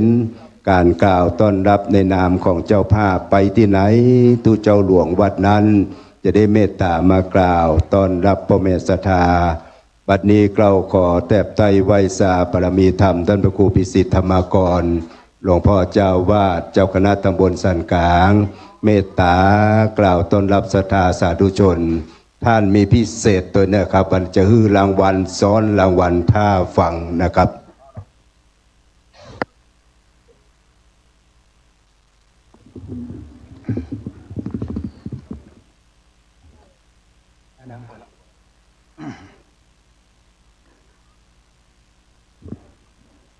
ขอถวายความเคารพท่านพระครูกันทศรการเจ้าวาดวัดตุงมนน้อยเป็นประธานองค์เทศในวันนี้พระสงฆ์พระเถรสามเณรทุกรูปที่มาร่วมงานในการฟังเทศน์วันนี้ขอเจริญพรคณะรถด่วนขบวนพิเศษเผยแพร่ธรรมในฤดูพรรษาในฤดูฝนในวันนี้โดยประธานกลุ่มหนุ่มสาวจังหวัดเชียงใหม่ได้มาจัดลงตีวัดศรีมารามพร้อมกับโดยคณะสัตยาหัววัดต่างๆอาตมามีความภาคภูมิดีใจที่ทางคณะกรรมการพ่ออาจารย์สะอาดอาจารย์มานิตอาจารย์ดุสิตอาจารย์พันนีแล้วก็อาจารย์คณะกรรมการของจังหวัดเชียงใหม่ที่มาร่วมในงานวันนี้นับว่าเป็นมงคลเป็นโชคใหญ่ของวัดศรีมารามเป็นอย่างยิ่งที่ทางคณะสงฆ์คณะสัตยานุ่งขาวห่มขาวเข้ามาสู่วัดศรีมารามท่านทั้งหลายมาในวันนี้เอามาตั้งใจทำคุณงามความดีเอาเกิดเป็นคนแล้วต้องสร้างคุณงามความดีเป็นกำไรชีวิตและคนเฮานั้นต้องการความสุขกายและสุขใจคนเฮาจะสุขใจได้นั้นต้องอาศัยหลักธรรมะหลักธรรมะของพระพุทธเจ้ามี 84,000 ปัญพธรรมขันธ์ฉะนั้นหลักธรรมะมาเป็นของล้าสมัยทันสมัยอยู่เสมอเช่นว่าขันติความอดทนโสรจะความสงบขันติความอดทนการดำรงชีวิตเอาใจต้องใจขันติอยู่โสรจะความสงบเอาจ้องมีความสงบเจียมตัวฉะนั้นหลักธรรมะของพระพุทธเจ้านั้นทันสมัยอยู่เสมอสามารถใจในยุคนี้และยุคปัจจุบันยุคอินเทอร์เน็ตยังจะใจได้อยู่ฉะนั้นถ้าเราทั้งหลายได้ตั้งใจรักธรรมฟังธรรมก็การดำรงชีวิตก็จะเจริญขึ้นวันนี้อาตมาในนามเจ้าวาดพร้อมโดยกรรมการขอกล่าวต้อนรับคณะศรัทธาหัววัดหัววาต่างๆที่ได้มาร่วมฟังเทศน์ณวัดศรีมารามแห่งนี้การต้อนรับหากขัดตกปกพร่องไปก็ขออภัยพระสงฆ์องค์เจ้าที่เข้ามาสู่วัดศรีมารามนี้ได้คืนมาศาลานี้อาตมากับผมยังไม่ได้ตักตาประสัยยกมือไหว้แล้วก็ผมไม่ได้ไหว้ตอบขอยกมือไหว้เหมือนกันทุกรูปทุกองค์และศรัทธาก็ขอใช้เสียงนี้ทักทายศรัทธาเหมือนกันทั่วทุกคนได้รับข่าวแจ้งมาว่านายกสมศักดิ์ว่าโอ้ทุกเจ้าฝนตกหนักขนาดเพิ่นมาฟังเทศจะแย่อย่างใดน้ำจะท่วมจะเปียกได้ยังไงว่าต้องกลัวขอให้ศรัทธาที่มาฟังเทศนี้คืนนี้อาจารย์สะอาดว่าเต้าแจ้งนอนวัดที่ศรีมารามก็ได้เนอะเปิดศาลา2 จันลุ่มตั้งบนจันลุ่มมีแอร์ตัวศาลาด้านนอกก็มีแล้วก็นอนวัดนี่ก็ได้นายกสมศักดิ์ว่าแจ้งกับนั้นว่าโอ้มันนักขนาดนั้นผมมาบ่ได้นะกวดน้ำทำน้ำท่วมนะแล้วก็ขอแม่บ้านต้มข้าวเนอะต้มข้าวตะกี้แจ้งมาว่าโยมจากชลบุรีเปิ่นกำลังจะเอาปลาบึกกุ้งมาถึงนี่10 โมงอันนี้เปิ่นแจ้งมาว่าฉะนั้นขอแม่บ้านประธานแม่บ้านขอวันนาเจ้ากฎหมอเกียมเนี่ยหมู่คณะชลบุรีว่าจะเอากุ้งแห้งปลาแห้งกุ้งแห้งปลาบึกมาแล้วก็เข้าต้มเนี่ยเดี๋ยวต้มได้เลยต้มได้เลยขอเลี้ยงพ่อแม่พี่น้องศรัทธาที่มานี่แม่ครัวแม่บ้านต้มได้เลยแล้วก็ถ้าที่จะปิกบัดได้นอนที่นี่ศาลา2 จันศาลานอกก็มี แล้วผ้าห่มมาใครมีให้อันตะกี้ฝนตกเอามาสี7 เก้าอี้หมดใหญ่7 เก้าอี้อย่างฝนตกเอาฉีกก้นผืนคนเป็นผ้าห่มมิ่มปนักนอนได้นอนได้เกินนอนได้ฉะนั้นวันนี้พ่อแม่พี่น้องศรัทธาทั้งหลายได้ตั้งอกตั้งใจมาฟังธรรมปฏิบัติธรรมนั่งสมาธิกรรมฐานส่วนบุญกุศลก็ขอเป็นผลบุญสะท้อนย้อนให้ศรัทธาทั้งหลายมีความสุขความเจริญอาตมาภาพในนามเจ้าวาดได้นำพระเนรสวดธรรมวัดสวดธรรมจักรทุกวันบุญกุศลที่อาตมาทำมาทุกที่วัดศรีมารามนี้สวดธรรมจักรทุกวันขอยกเฮอปกห่มของศรัทธาทั้งหลายมีความสุขความเจริญพ้นจากภัยไก่จากเบนเคาะปีเทียนวานยามต่ำใจเคาะเจ็บเคาะใจเคาะไข้เคาะหนาวอย่ามาถูกตองกองกาลจนะเจ้าตาเฮอมีความสุขความเจริญทุกท่านทุกคนแด่เทินสาธุอันเรามาขออาตมาดีใจนะดีใจคณะกลุ่มที่มาฟังเทศไปที่ไหนว่ามานักที่1มานักที่2ที่3ถ้ามานักที่1วันนี้ขอจดกรรมแล้วจะเขียนไปวันป่วยหลวงเฮ้อมาวันป่วยหลวงนะเฮ้อมาบ่ใจเอายอดมานักจะได้เงินรางวัล 5,000 บาท5,000 บาทวันไปหลวงนะวันไปหลวงวันที่13 มกราเนอะ13 มกรา13แล้วก็โมตีตอบปัญหาได้รางวัลชนะเลิศที่1วันนี้มกรา1วันนี้ได้จะได้รางวัลจากอาจารย์พันนีได้แล้วก็สำหรับอาตมาจะมอบให้วันที่13รถคนกันรถคนกันแล้วก็เงินกลุ่มละ3,000กลุ่ม3,000วันที่13เนอะ13 มกรา13 มกราได้ที่1เนอะท่านพระครูเจ้าขอย้อนถามเลยครับว่าชนะวันนี้กับชนะรอบปีเอาวันนี้เอาวัดศรีมารามก่อนเอาวัดศรีมารามเนาะเอาวัดศรีมารามเอาวัดศรีสมมติวันนี้มาหลายชนะเลิศอีนาได้วัดไหนวันที่13 มกรามาฮับรางวัลแห่งกรรมเป็นวันเกิดของอาตมาจ้ะโอ้สาธุแล้วก็รางวัลที่ตอบปัญหาแถมวันตอบปัญหาวันนี้เป็นของอาจารย์พนีลูกวันนี้เราของอาตมาวันที่13ลูกแม่นเอามาตึง3รางวัลก็ว่าเอาเฉพาะที่ชนะเลิศรางวัลเดียวรางวัลเดียวเอา3รางวัลก็ได้เนาะ3รางวัลเนาะแต่รางวัลที่1ได้ลดละเขาจะน้อยใจมันมี6คนก่อนเนอะถ้า3รางวัลนะ6คนก่อนครับวัดละ2คน2คนได้โอ้สาธุดังๆครับสาธุดังๆสาธุวันนี้ดีใจอันสก่อนตอนนี้ก็มาปลัดอำเภออำเภอสูก็มาดีใจเนอะอันสระปีนี้เป็นตักตรงรถเมย์นี่จะหางบสมทบเพื่อนเนอะแล้วว่าถ้าสมทบเรื่องอาตมาจะรถจีบมากันหรอวันนั้นปะกันนะแล้วเรื่องนึงอาตมาดีใจมานี่นะพระเจ้าโกตื้อเหรียญได้ทำรอไว้จำลองมาจากวัดสวนดอกแล้วก็สตังยังไม่ได้จ่ายเปิ้นแล้วก็ไปแจ้งเปิ้นว่ากลุ่มฟังเทศปัจจมาเนี่ยขอเอาเหรียญนี้ช่วยสมทบแจก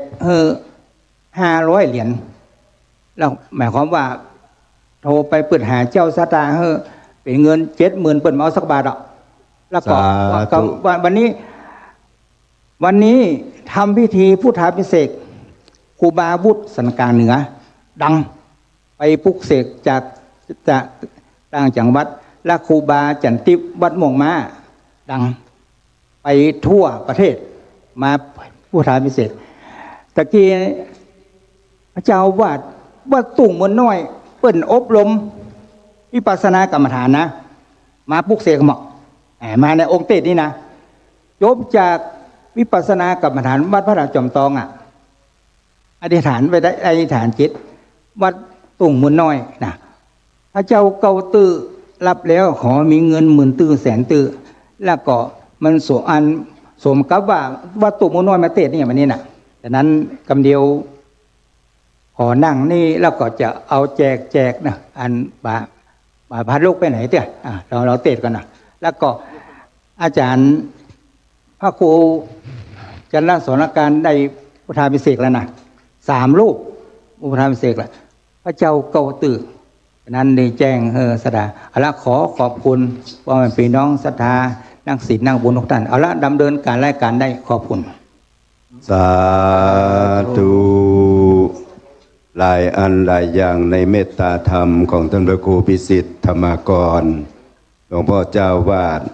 ดีใจเป็นพิเศษวันนี้เพิ่นว่าครับแล้วก็จะให้รางวัลที่มาหลายที่สุดวันนี้แล้วก็รางวัลละอ่อนต่อปัญหาปุ่นเนอร์เพิ่นจะให้13 มกราคมปล่อยหลวงก่อนนะครับก็ต่อจากนี้นะครับก็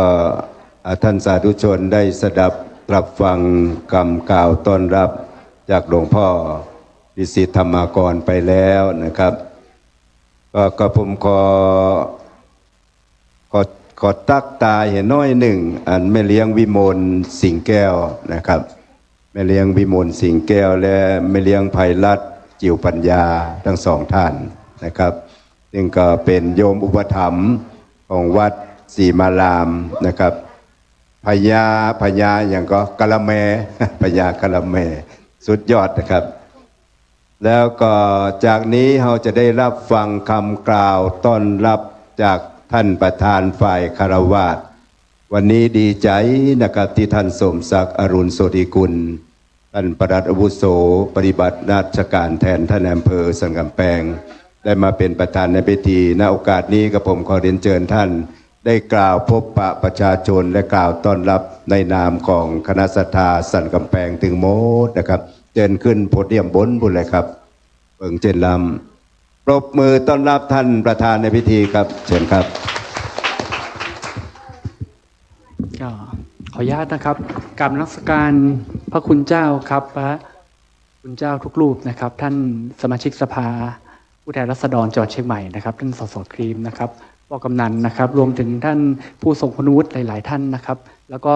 พุทธศาสนิกชนนะครับในพื้นที่จังหวัดเชียงใหม่รวมถึงอำเภอสันแพงของเราด้วยนะครับ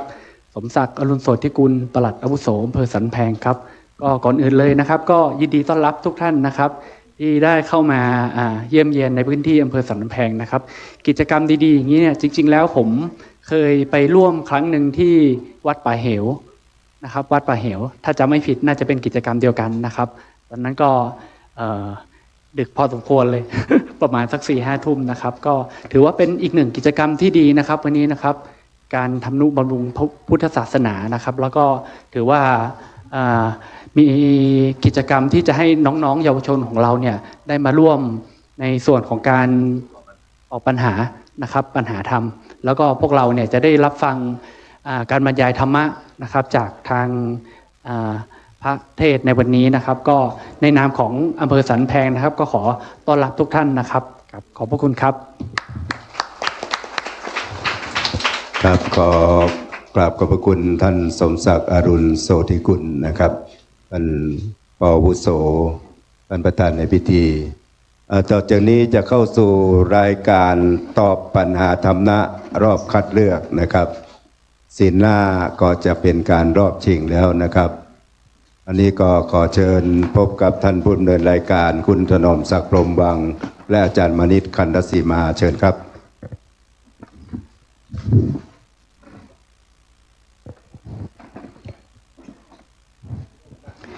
กราบนมัสการครูบามหาเถรานุเถระเจ้าคณะพระสังฆาธิการพระภิกษุสามเณรทุกรูปที่เคารพอย่างสูงขอคารวะท่านพุทธศาสนิกชนและท่านผู้มีเกียรติที่เคารพทุกท่านมาวัดศรีมารามมีความรัก ฝนตกหนักก็มากันไม่หวั่นไหวมาเทิดชาติศาสตร์กษัตริย์ยืนหยัดใจมาเพื่อได้ฟังธรรมพระสัมมามาเพื่อพบหน้ากันคืนวันนี้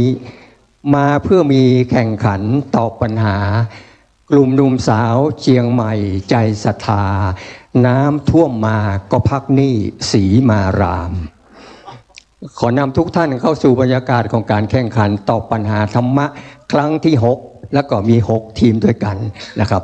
เพื่อกระชับเวลาฝนตกมาจากฟ้าแล้วผมอุนักแล้วครับเข้าสู่การแข่งขันเลยก่อนอื่นขอแนะนำน้องๆที่มาแข่งขันในวันนี้เริ่มจากลุงหนอมจะอ่านตามนี้เนอะถ้าวัดที่ไหนก็ลุกขึ้นนะครับอาจจะไปเรียงก็ได้เริ่มจากวัดศรีมารามตำบลสันกลางอำเภอสันกำแพงชื่อนายนเรศเทียนทองปวชปี2วิทยาลัยเทคนิคเชียงใหม่นายวัชระเวชละแก่ม.6 การศึกษานอกโรงเรียนสันกลางนะครับต่อไปวัดป่าเหวเด็กหญิงประสิตาคำลือม.1 โรงเรียนสันกำแพงกู้กับเด็กหญิงเรรินทองดีม.2 โรงเรียนสันกำแพงต่อไปวัดวิเวกวนารามเด็กชายพัชรพลอายิม.1 โรงเรียนนวมินทราชูทิศพายัพกู้กับเด็กหญิงยาดาสุภาษีป.4 โรงเรียนธีรวัตรบำเพ็ญต่อไปชุมชนหนองเส้งเด็กชายประกรณ์ทองทัศน์ม.2 โรงเรียนหอพระกู้กับนางสาววีรินทิพย์ศรีสุวรรณม.1 โรงเรียนเทศบาลวัดต้าสะตอย ต่อไปจากวัดแสนหลวงเด็กหญิงพิรัญญาโพธาวันม.1 โรงเรียนสารพีพิทยาคมกู้กับนางสาวสุพิศราโพธาวันม.5 โรงเรียนวัฒโนไทยพายัพสุดท้ายวัดหนองเตาคำนุ่งชุดสีดำมาดึงกู้เด็กชายปัณทัศน์หินมีป.5 โรงเรียนบ้านเมืองขอนกู้กับเด็กชายวัชรกรลุงจริงม.2 โรงเรียนวัดแม่แก้ดน้อย6ทีมใครจะได้ไปต่อฟังกันนะครับท่านพุทธศาสนิกชนทุกท่านครับมาที่มาไก่คือมาจากบ้านแปะมาที่มาแมะคือมาแวดมาหวันมาที่บาปตันคือมาจ้ามาที่จะมาถามปัญหาคือมานิดขันทสีมาเชิญทางบนครับเชิญทางบนครับเพราะว่าอยู่นี่ฝนตกเดี๋ยวจะเป็นวัดคัดจมูกน้ำมูกไหลนะอยู่ทางบนนะครับเนาะขอบคุณที่เอ็นดูคนมาบีบผมเริ่มเลยนะครับก็เดี๋ยวมันจะเดิกวันนี้ก็ลืมมาแว่นตามาเลยยืมแว่นตาเพื่อที่ท่านมาครับครับสุมาแต่ข้อหนึ่งเริ่มเลยนะครับลูกปัญหาพุทธประวัติมันมี3ข้อความรู้รอบตัว1ข้อแล้วก็กำเมือง1ข้อนะ3ข้อแรกจะเป็นเกี่ยวกับพุทธศาสนาหลายๆเรื่องข้อที่1เริ่มเลยนะครับก็ถามว่าพระสาวกรูปใดที่ได้รับการยกย่องจากพระพุทธเจ้าว่ามีคุณธรรมเสมอด้วยพระองค์พระสาวกรูปใดที่ได้รับการยกย่องจากพระพุทธเจ้าว่ามีคุณธรรมเสมอด้วยพระองค์กอไก่พระอุบาลีขอไข่พระอานนท์คอควายพระโกฏัญญะงองูพระมหากัสสปะฟังนะครับพระสาวกรูปใดที่ได้รับการยกย่องจากพระพุทธเจ้าว่ามีคุณธรรมเสมอด้วยพระองค์กอพระอุบาลีขอพระอานนท์คอพระโกฏัญญะงอพระมหากัสสปะ30วินาที2คะแนนครับ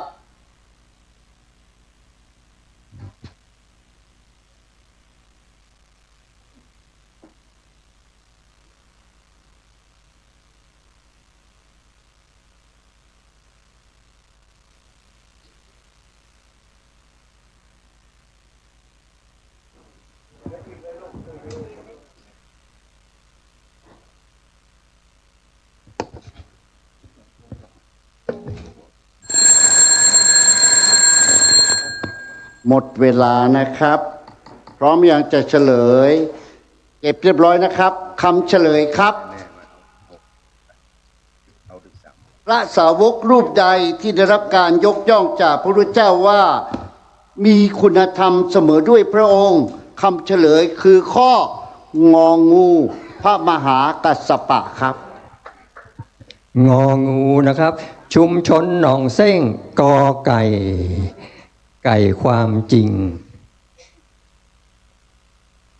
วัดศรีมารามขอไข่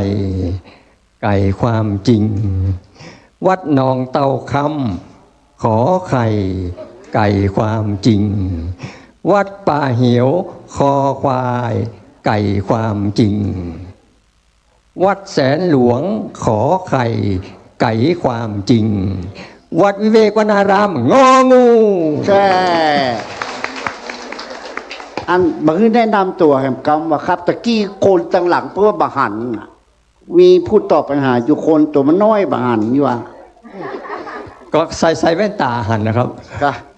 เอาต่อไปข้อที่สองเลย ตอนนี้จะเอาเป็นข้อง่ายหน่อยนะครับเพื่อถามว่าเพราะเหตุใดเราควรแผ่เมตตาภายหลังการทำบุญฟังให้ดีเนอะเพราะเหตุใดเราควรแผ่เมตตาภายหลังการทำบุญกอไก่เพื่อสร้างศรัทธาขอไข่เพื่อขอสารภาพผิดคอควายเพื่อให้หมดสิ้นทุกข์งองูเพื่อส่งความปรารถนาดีไปให้ผู้อื่นคำถามเพราะเหตุใดเราควรแผ่เมตตาภายหลังการทำบุญก็อุ้ยง่ายว่าทำบุญเรียบร้อยแล้วแผ่เมตตาเนี่ยเพื่ออย่างหนึ่งขอไก่เพื่อสร้างศรัทธาขอไข่เพื่อขอสารภาพผิดขอควายเพื่อให้หมดสิ้นทุกข์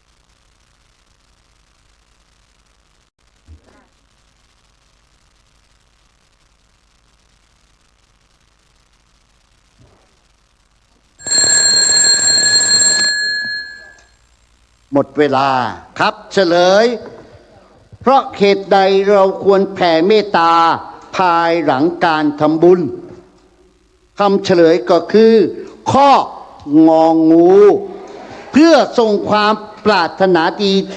ให้ผู้อื่นครับก็งองูครับ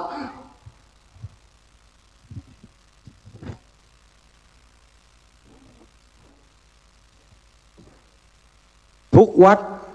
ใจตรงกันไม่หันเหจะได้เฮหรืออย่างไรไม่รู้หนอทุกวัดตอบออกมาว่าข้องออย่างนี้ก็ถูกต้องวัดละ2 คะแนนขอบคุณครับและคำถามต้องง่ายๆของน้องครับต่อไปข้อที่3เลยครับก็เป็นเรื่องหลักการปฏิบัติเช่นเดียวกันนะครับเพื่อถามว่าบุคคลใดปฏิบัติตนไม่ถูกต้องตามหลักของชาวพุทธฟังให้ดีนะครับบุคคลใดปฏิบัติตนไม่ถูกต้องตามหลักของชาวพุทธก็สวมหมวกสีขาวเข้าไปในโบสถ์ขอไข่สวดมนต์สั้นๆก่อนนอนคอควายรักษาศีลเฉพาะวันพระงองูนั่งสมาธิบนเก้าอี้ฟังดีเนอะบุคคลใดปฏิบัติตนไม่ถูกต้องตามหลักของชาวพุทธก็สวมหมวกสีขาวเข้าไปให้โบสถ์ขอไข่สวดมนต์สั้นๆก่อนนอนคอควายรักษาศีลเฉพาะวันพระงองูนั่งสมาธิบนเก้าอี้ข้อที่2 คะแนน30 วินาทีครับ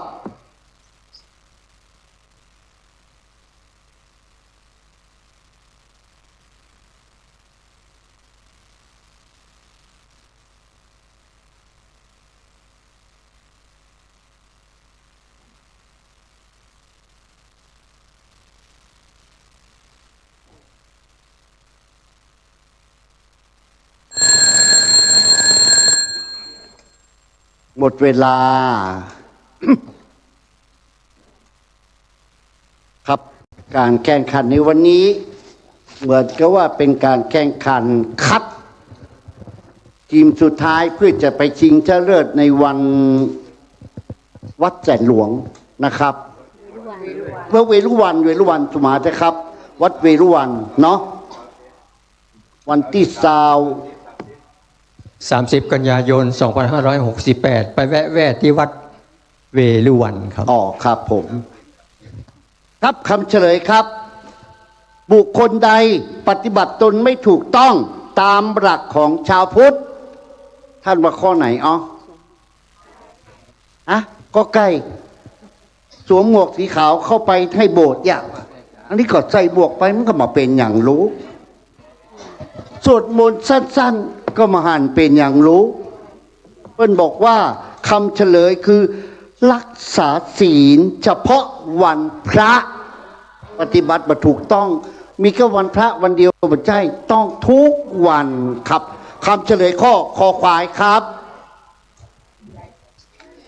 วัดป่าเหียวกอไก่ไม่ถูก วัดแสนหลวงกอไก่ไม่แม่น วัดหนองเต่าคำกอไก่ไม่ใช่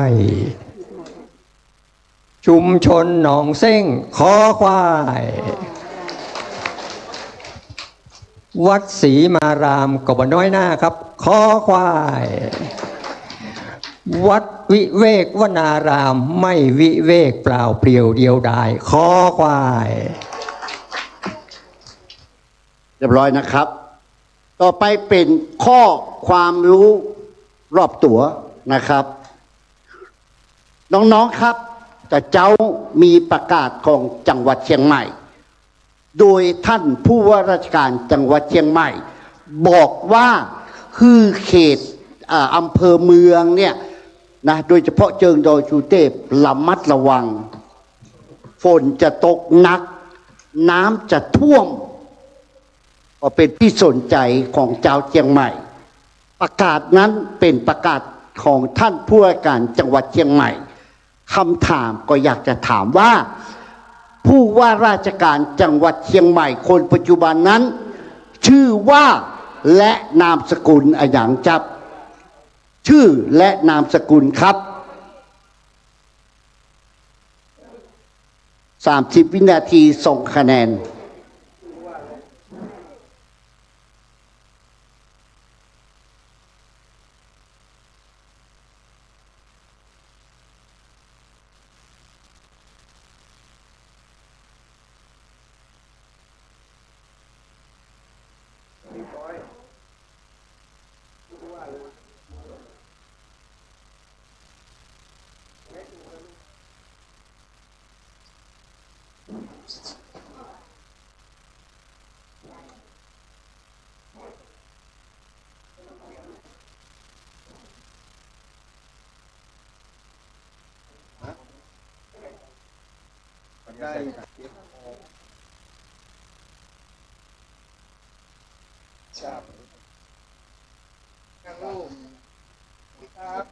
ชื่อนี้ถ้าจะเขียนถูกนามสกุลถ้าจะยากหน่อยเนาะครับอ้าวหมดเวลา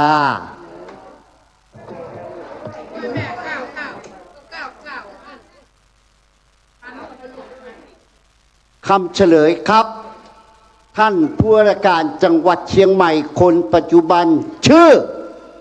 ทศพลนามสกุลเผือกอุดมพอพึ่งเด้อเขาว่ายังเห็นเคลื่อนเนี่ยแต่เขียนเป็นพอพึ่งเป็นเพื่อนอุดมครับ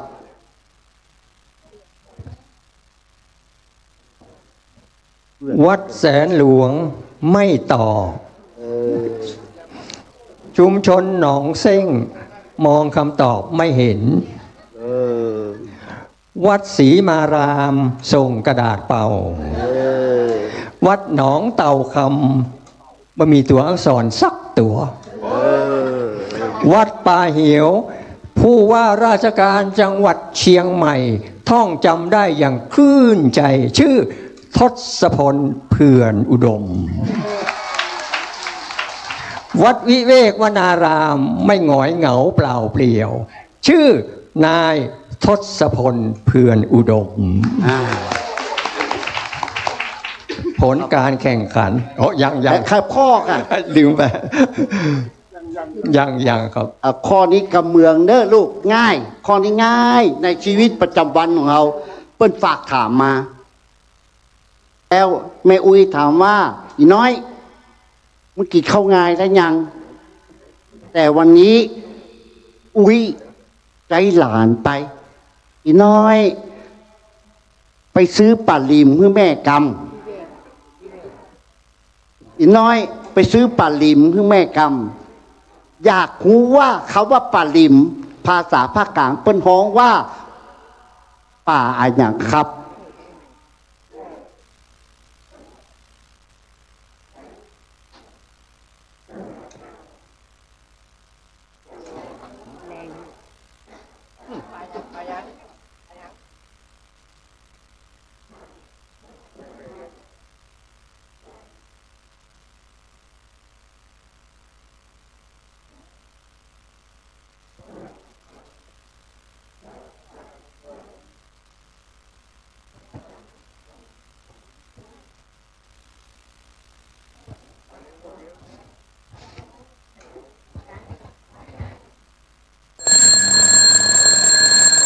ข้อนี้อนุญาตทั้งแม่ทั้งหลายเอิญได้ว่าป่าอย่าง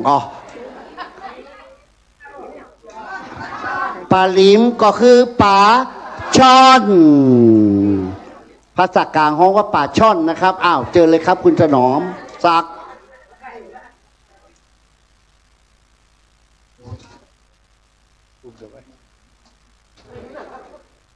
วัดป่าเหี่ยวง่าย ปลานินบัถูกต้องปลานินว่ะวัดหนองเต่าคำปลาดุก วัดศรีมารามปลาช่อน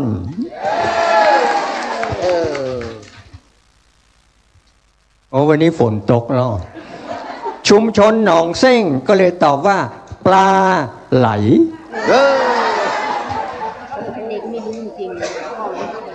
วัดวิเวกวนาราม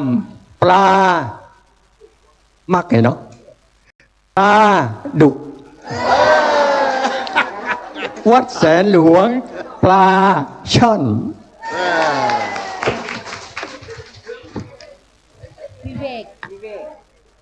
ขอทราบคะแนนครับมีผู้ชนะหรือยังมีแล้วอ้าวเชิญเลยครับหมดหน้าที่ผมนอกครับผมขอบคุณครับ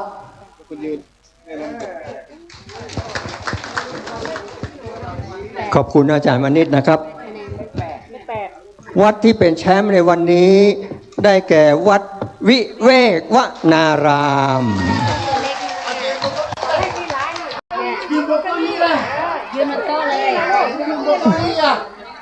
เด็กชายพัชรพลอายิหมอหนึ่งโรงเรียนนวมินทราชุทิศพายัพเป็นทีมที่แปลกที่สุดในวันนี้คนหนึ่งบัลเล่นคนหนึ่งมีเสน่ห์นักแต่ตัวน้อยคู่กับเด็กหญิงยาดาสุภาษีป .4 โรงเรียนธีระวัดบำเพ็ญเข้ารอบนะครับไปชิงชนะเลิศวันอังคารที่30กันยายน2568ที่วัดเวลุวันอำเภอสารพีจังหวัดเชียงใหม่เกียมคือพร้อมถ้าน้องได้เป็นแชมป์ดังแน่ครับก็นัดสุดท้ายผ่านไปนะครับส่วนนัดชิงชนะเลิศที่จะไปชิงชนะเลิศนะครับวันอังคารที่30กันยายน2568ที่วัดเวรุวันตำบลยางเนิงอำเภอสารพีมีดังต่อไปนี้1วัดป่าตันตำบลป่าตันอำเภอเมือง2วัดเมืองลังตำบลป่าตันอำเภอเมือง3 วัดบ้านแปะตำบลบ้านแปะอำเภอจอมทอง4วัดแม่แก้ดน้อยตำบลป่าไผ่อำเภอสันทราย5วัดสันทรายมูลตำบลสันทรายน้อยอำเภอสันทราย6วัดต้าสะตอยตำบลวัดเกตอำเภอเมืองเชียงใหม่และ7วัดวิเวกวนารามนะครับที่เป็นแชมป์ในวันนี้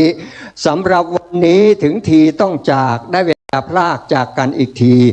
พบกันวันพระหน้าเดือนกันยาสดสีวันที่30พอดีที่วัดเวฬุวันต่อปัญหาเสร็จสับอย่าเพิ่งกลับนะท่านฟังเทศร่วมกันจะหลับพลันฝันดีสวัสดีครับขอบคุณผู้บรรยายการทั้งสองท่านนะครับตุลุงว่าท่านพระครูว่ามาซ้ำแถมว่าละออนที่ชนะเลิศวันนี้นะครับทั้ง3รางวัลคือมาฮับรางวัลที่ท่านพระครูวันที่13มกราปอยหลวงจะได้รางวัลใหญ่นะครับก็จะไม่ดีเนอร์13มกรานะครับจากนี้จะเข้าสู่หัวใจของรายการวันนี้ท่านพระครูซ้ำว่าผู้นานใส่กาบไปน้อยเนยโอ้ซ้ำเป็นวัดก้าหายเสียงโอ้ก็จะเอาไปเต่าที่จะทำได้สำหรับวันนี้ได้รับเมตตาธรรมจากท่านพระครูจันทสการนะครับหรือที่เราฮู้จักกับท่านชันนรงค์นะครับจันทสโลวัดตุ้งหมื่นน้อยสมัยเมื่อน้อยเตศธรรมทีใหญ่มาแถมน้อยเตศกุมารบันนะครับเสียงม้วนท่านพระคุณเจ้ารูปนี้นะครับก็กราบนิมนต์นะท่านพระคุณเจ้าจะขึ้นนั่งบนธรรมาสน์แก้วเมื่อท่านพระคุณเจ้าขึ้นนั่งบนธรรมาสน์เป็นที่เรียบร้อยขอรับเกียรติจากพระกำนันอุทัยแสนวงศ์พิทักษ์นะครับพระกำนันตำบลสันกลางได้ตามเทียนส่องธรรมพร้อมทั้งประเคนขันข้าวตอกดอกไม้ขันโกศีลเกินพระกำนันครับ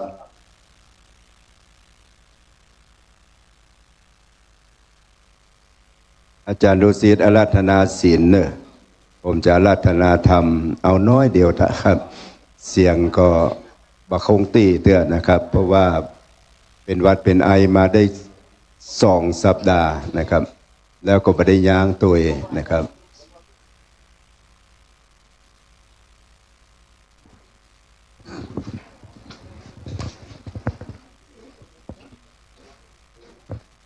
สว่างตาแสงไฟสว่างจิตสว่างใจด้วยแสงธรรมที่ท่านพระครูจันทะโสรการจะได้เมตตาบรรยายเป็นลำดับสืบไปนะครับเชิญพ่ออาจารย์ดุสิตถือพ่อกำนันมานั่งเรียบร้อยก่อนเอาก่อนพร้อมกันสมทานเบญจศีลนะครับ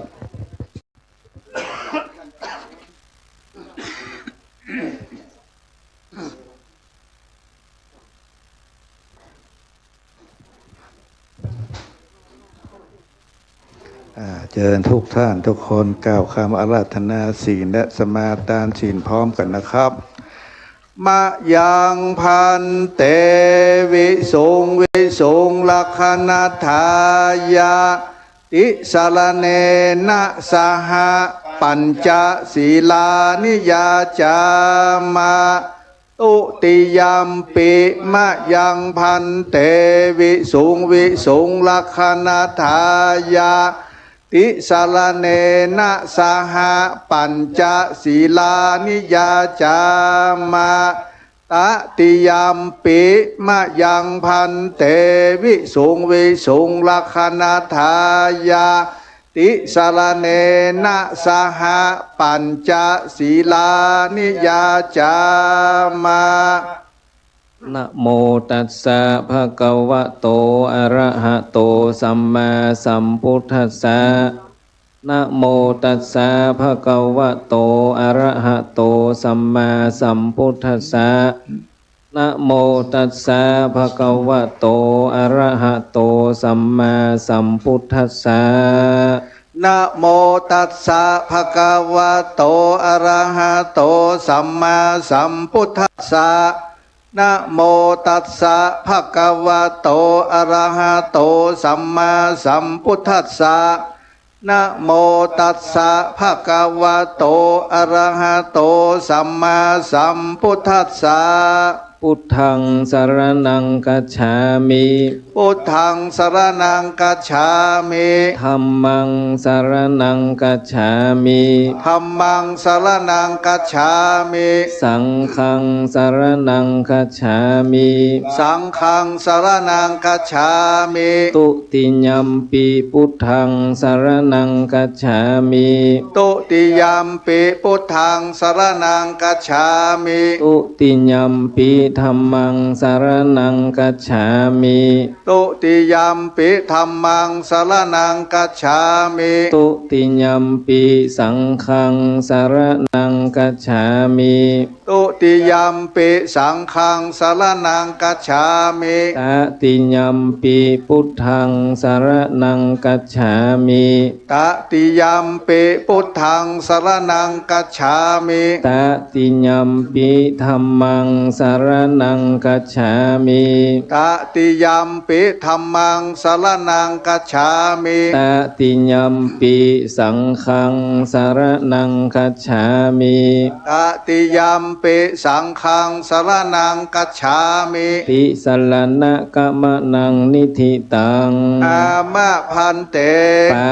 นาติปาตาเวรมณีสิกขาปตังสัมมาทิยามิ ปานาติปาตาเวรมณีสิกขาปตังสมาธิยามิ อตินนาตานาเวรมณีสิกขาปตังสัมมาทิยามิ อตินาตานาเวรมณีสิกขาปตังสมาธิยามิ กาเมสุมิชฌาจาลาเวรมณีสิกขาปตังสัมมาทิยามิ กาเมโสเมชาจาลาเวรมณีสิกขาปตังสมาธิยามิ มุสาวาตาเวรมณีสิกขาปตังสัมมาทิยามิ โมสาวาตาเวรมณีสิกขาปตังสมาธิยามิ สุลาเมลัญญมัจจปมาทัฏฐา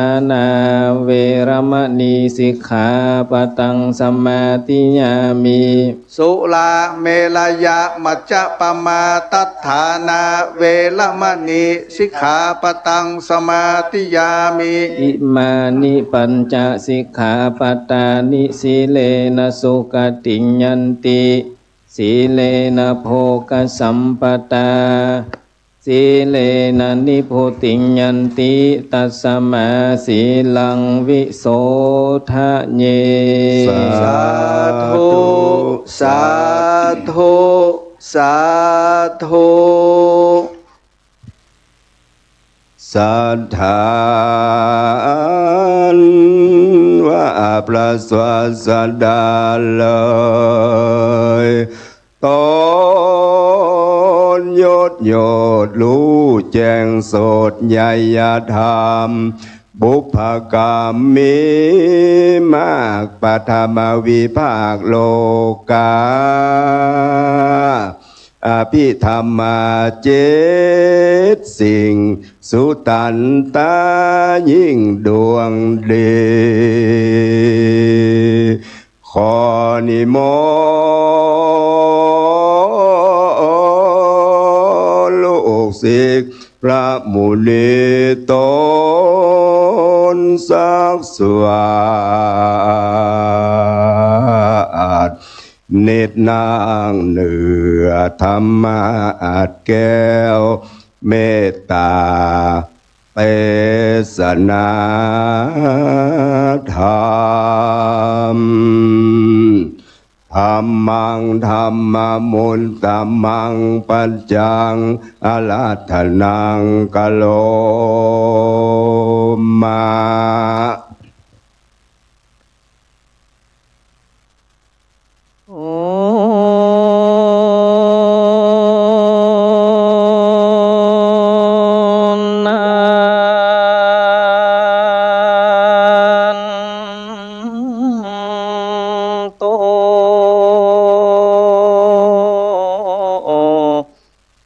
โห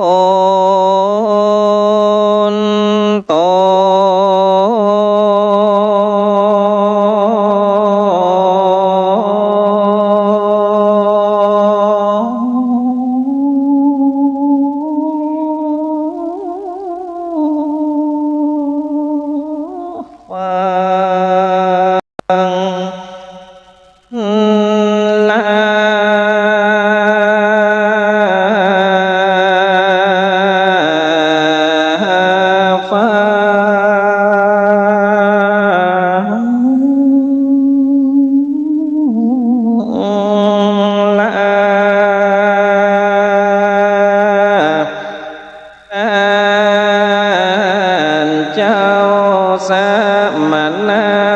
ทธาและมนลาศรัทธาตังลา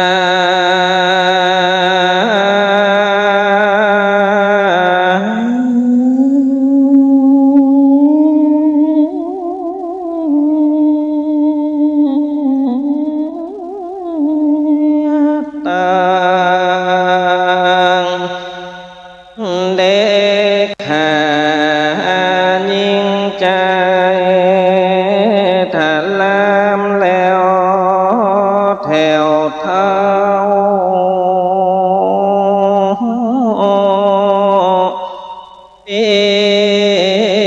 ปากันมานั่งฟังธรรมนี้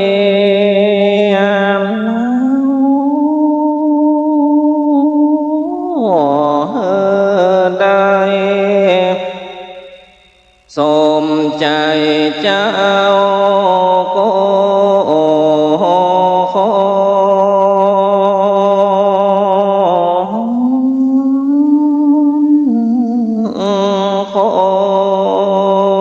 นพอตันตั้งหลายจงได้โกศ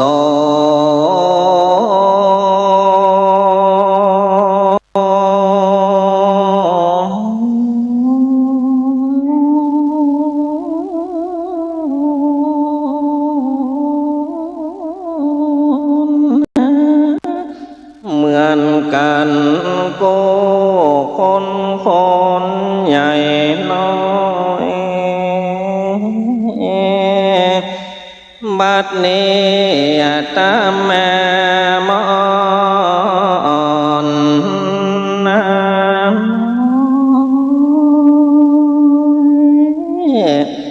จากได้เตสา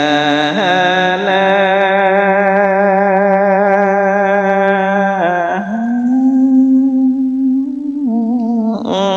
ธรรมวาน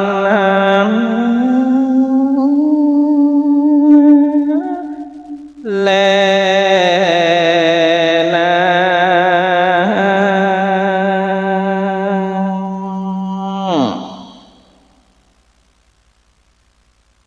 นะโมตัสสะภะคะวะโต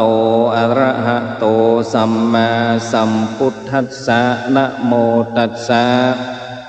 ภะคะวะโตอะระหะโตสัมมาปะนังเอตัมมังกัลมุตตมันติอิธรรมมีคาถาณโอกาสบัดนี้จักได้แสดงพระธรรมเทศนาพันลนาสาธกยกเอาคำสอนขององค์พระชินวรสัมมาสัมพุทธเจ้าเพื่อประคับประคองฉลองศรัทธาอนุโมทนากุศลบุญญาราศีของท่านเจ้าสมณศรัทธาและมูลศรัทธาท่านทั้งหลายในรายการธรรมสัญจรรถด่วนขบวนพิเศษจังหวัดเชียงใหม่จนกว่าจะยุติลงด้วยเวลาขอถวายความเคารพนอบนบไหวสายังพระติทไลยรัตนผ่านแพ้วพระแก้วเจ้าทั้งสามประการอันหมายมีพระพุทธพระธรรมพระสงฆ์ขอถวายความเคารพนอบนบไหวสาไปยังหลวงพ่อท่านพระครูพิสิทธิ์ธรรมากรท่านเจ้าคณะตำบลสันกลางเจ้าอาวาสวัดศรีมารามแห่งนี้ตลอดจนถึงพระภิกษุสงฆ์องค์สามเณรทุกรูปขอเจริญความผาสุกมายังคณะศรัทธาญาติโยมสาธุชนท่านทั้งหลายที่ปากันมาร่วมกันฟังน้ำฟังธรรมในค่ำคืนนี้ในโครงการรถด่วนขบวนพิเศษของจังหวัดเชียงใหม่ได้ มาจอดยังชานชลาวัดศรีมารามแห่งนี้ศรัทธาญาติโยมสาธุชนท่านทั้งหลายกิจการงานตึงมดตึงมวลจะสำเร็จลุล่วงไปบ่ได้ถ้าขาดการร่วมไม้ร่วมมือหลายฝ่ายอย่างที่ป่ออาจารย์ป้อนานสะอาดทองขันเพิ่นได้เกริ่นไปเมื่อตอนเข้ารายการว่าทั้งพุทธจักรและอาณาจักรต้องอาศัยซึ่งกันและกันกิจการงานตึงโมดตึงมวลนั่นถึงจะสำเร็จลุล่วงไปด้วยดีภายในนั้นก็มีพระสงฆ์องค์ข้าเจ้าพระมหาเถรานุเถระเจ้าคณะพระสังฆาธิการทุกรูปทุกระดับชั้นภายนอกก็หมายมีทั้งฝ่ายปกครองทั้งฝ่ายท้องถิ่นทั้งสำนักงานพระพุทธศาสนาสภาวัฒนธรรมต่างๆรวมไปจนถึงพี่น้องกลุ่มหนุ่มสาวจังหวัดเชียงใหม่ซึ่งอาตมาภาพก็ได้รับนิมนต์จากท่านประธานกลุ่มหนุ่มสาวก็คือคุณยมศักรพีสุภาได้ติดต่อประสานงานนิมนต์มาเป็นองค์เทศนาในค่ำคืนนี้ศรัทธาญาติโยมสาธุชนท่านทั้งหลายการฟังน้ำฟังธรรมตามกาลเวลาก็เป็นมังกละเป็นมงคลอย่างที่ศรัทธาญาติโยมได้มาร่วมกันฟังเทศน์ฟังธรรมในวันนี้ก็เป็นกาลเวลาอันเป็นมงคลมังกละเกิดขึ้นกับเฮาท่านทั้งหลายบ่เต้าแต่นั้นได้รับความอนุเคราะห์สงเคราะห์ทั้งด้านสถานที่จากหลวงพ่อท่านพระครูวิสิทธิ์ธรรมากรเจ้าอาวาสวัดศรีมารามของเฮาพร้อมกับตังเทศบาลได้ร่วมกันจัดการจัดงานสถานที่เป็นที่ระเบียบเรียบร้อยอันนี้ก็เป็นที่น่าอนุโมทนาสาธุการกับผู้ที่เกี่ยวข้องในการจัดงานในครั้งนี้อาตมาภาพพระครูจันทสรการเจ้าอาวาสวัดตงเมืองน้อยตำบลหนองหานอำเภอสันทรายจังหวัดเชียงใหม่ได้รับนิมนต์เขาได้มาเป็นองค์เทศนาธรรมตะกี้นั่งฟังเปิ้นตอบปัญหาวัดวิเวกวนารามตำบลหนองหานอำเภอสันทรายจังหวัดเชียงใหม่เช่นเดียวกันวันนี้หนองหานมา2รายการตอบปัญหาก็ได้ที่1แต่ว่าองค์เทศนี่บัจเจที่1เป็นที่โลในบรรดาครูบาอาจารย์ที่ได้รับนิมนต์มาเทศในโครงการรถด่วนขบวนพิเศษมาเทศใต้รายการเพิ่นมีหลายศีลอันนี้ตะกี้เพิ่นว่าเป็นศีลที่10ใกล้ที่จะสุดซอยของโครงการรถด่วนครูบาอาจารย์ที่เพิ่นรับนิมนต์มาเทศก่อนเพิ่นก็ว่าไปหาโมดประตกประเสียงแล้วเพราะฉะนั้นในวันนี้ก็จะเอาธรรมะที่ใกล้เนื้อใกล้ตัวมานำเสนอให้ศรัทธาญาติโยมสาธุชนตะกี้นั่งฟังป้อนานสะอาดปั้นอู้เกี่ยวกับความอยู่ดีมีสุขก็คือความสุขวันนี้เอาความสุขมาอู้ให้ศรัทธาญาติโยมสาธุชนได้เก็บไปพินิจพิจารณาอันที่จริงแล้วศาสนาพุทธของเฮานั้นเพิ่นสอนเรื่องความทุกข์สอนเรื่องความทุกข์อย่างอริยสัจสี่นะเพิ่นก็เริ่มจากทุกข์ละทุกข์สมุทัยนิโรธมรรคพุทธเจ้าสอนให้เฮาท่านทั้งหลายรู้จักทุกข์ทุกข์เกิดจากอย่างพ้องทุกข์เกิดจาก3ข้อด้วยกันข้อที่1ทุกข์เกิดจากธรรมชาติอย่างประเดี๋ยวนี้บางคนบางท่านก็มีความทุกข์เกิดขึ้นในใจละฝนตกน้ำจะท่วมเกิดอุทกภัยอันนี้ก็เป็นภัยธรรมชาติจิตใจเขาก็เกิดความทุกข์เป็นที่หวาดระแวงนอนไปก็กลัวน้ำท่วมมาค่ำเมื่อคืนฝนตกนักหนาป่าป้านเกิดความทุกข์มาละทุกข์ประการที่2เกิดขึ้นจากเปื้อนมนุษย์หมายว่าจะเป็นคนในครอบครัวคนในชุมชนคนในสังคมคนในประเทศอันนี้ทุกข์เกิดจากเปื้อนมนุษย์เหมือนกันหลายฐานะหลายสถานะก็สร้างความทุกข์ให้เกิดขึ้นได้ประการที่3ทุกข์เกิดจากตัวเก่าทุกข์เกิดจากตัวเองมีหลายเรื่องหลายราวที่เราทำมาได้มันก็เกิดความทุกข์เกิดขึ้นในจิตในใจเพราะฉะนั้นความทุกข์เกิดได้3ทาง เกิดจากธรรมชาติ2เกิดจากเพื่อนมนุษย์และ3เกิดจากตัวเก่าในที่นี้จะเอาเรื่องความสุขมาอู้กับศรัทธาญาติโยมการจะใจชีวิตให้มีความสุขในโลกใบนี้ครูบาอาจารย์หลายตนหลายองค์เปิ้นก็คงจะอู้เอ่ยกันไปพ่องแล้วเอามาลืมให้ฟังแหมเปิ้นว่าการที่จะมีความสุขในโลกใบนี้ใจชีวิตให้มีความสุขเปิ้นผูกไว้7ข้อด้วยกันข้อที่1อยู่กับตัวเองให้คิดบวกอยู่กับตัวเก่าให้คิดบวกไว้อยู่กับตัวเก่าให้คิดบวกพลังงานบวกเซาะเข้ามาใส่ตัวเก่าบัดเดียวเนี่ยเฮาไหลมือถือไปปะใส่ข่าวที่มันบัดดีบัดดักที่มันหม่ม่วนจิตบ่ม่วนใจทำให้จิตฟุ้งขึ้นมาโอ้เอาล่ะพลังงานลบมาแล้วครูบาอาจารย์เปิ้นถึงบัดล่ามจะพอสังคมออนไลน์สักเท่าใดเพราะมันรบกวนจิตใจเพราะฉะนั้นเราต้องเอาพลังงานบวกเข้ามากับเนื้อกับตนกึดบวกเข้าไว้ศรัทธาญาติโยมเฮาประหารความทุกข์ของคนอื่นทำให้เฮากึดบวกกึดดีกับตัวเก่าบ่ใช่ว่าเฮาทุกข์แล้วก็เสาะหาทางออกบ่ได้กึดสั้นกันไปก็มีเอาลองไปพอสมมติว่าเฮาเกิดประเทศไทยเนี่ยกึดดีละคิดบวกไว้ตัวเก่าแน่บุญไปเกิดประเทศอื่นประเทศเปื้อนบ้านประเทศที่มันทุกข์มันยากเดือดร้อนฮ้อนไม่เกิดสงครามเนี่ยเฮามาเกิดประเทศไทยโอ้แน่บุญเฮาละแกคิดบวกเฮานอนเฮากินเฮาไปพอคนที่เปิ้นทุกข์ยากละเฮาละโอ้จะนอนก็นอนตากฝนจะกินข้าวก็กินมาอิ่มคุยทางขยะกินหน้าบุญเฮามีกินมีที่รับที่นอนที่อยู่ที่อาศัยเนี่ยเป็นบุญแล้วนะเกิดพลังงานบวกคือกับตัวเก่าโอ้ดีละตื่นเจ้ามาโอ้มีชีวิตมีลมหายใจอยู่หน้าบุญแต่วันนี้ตื่น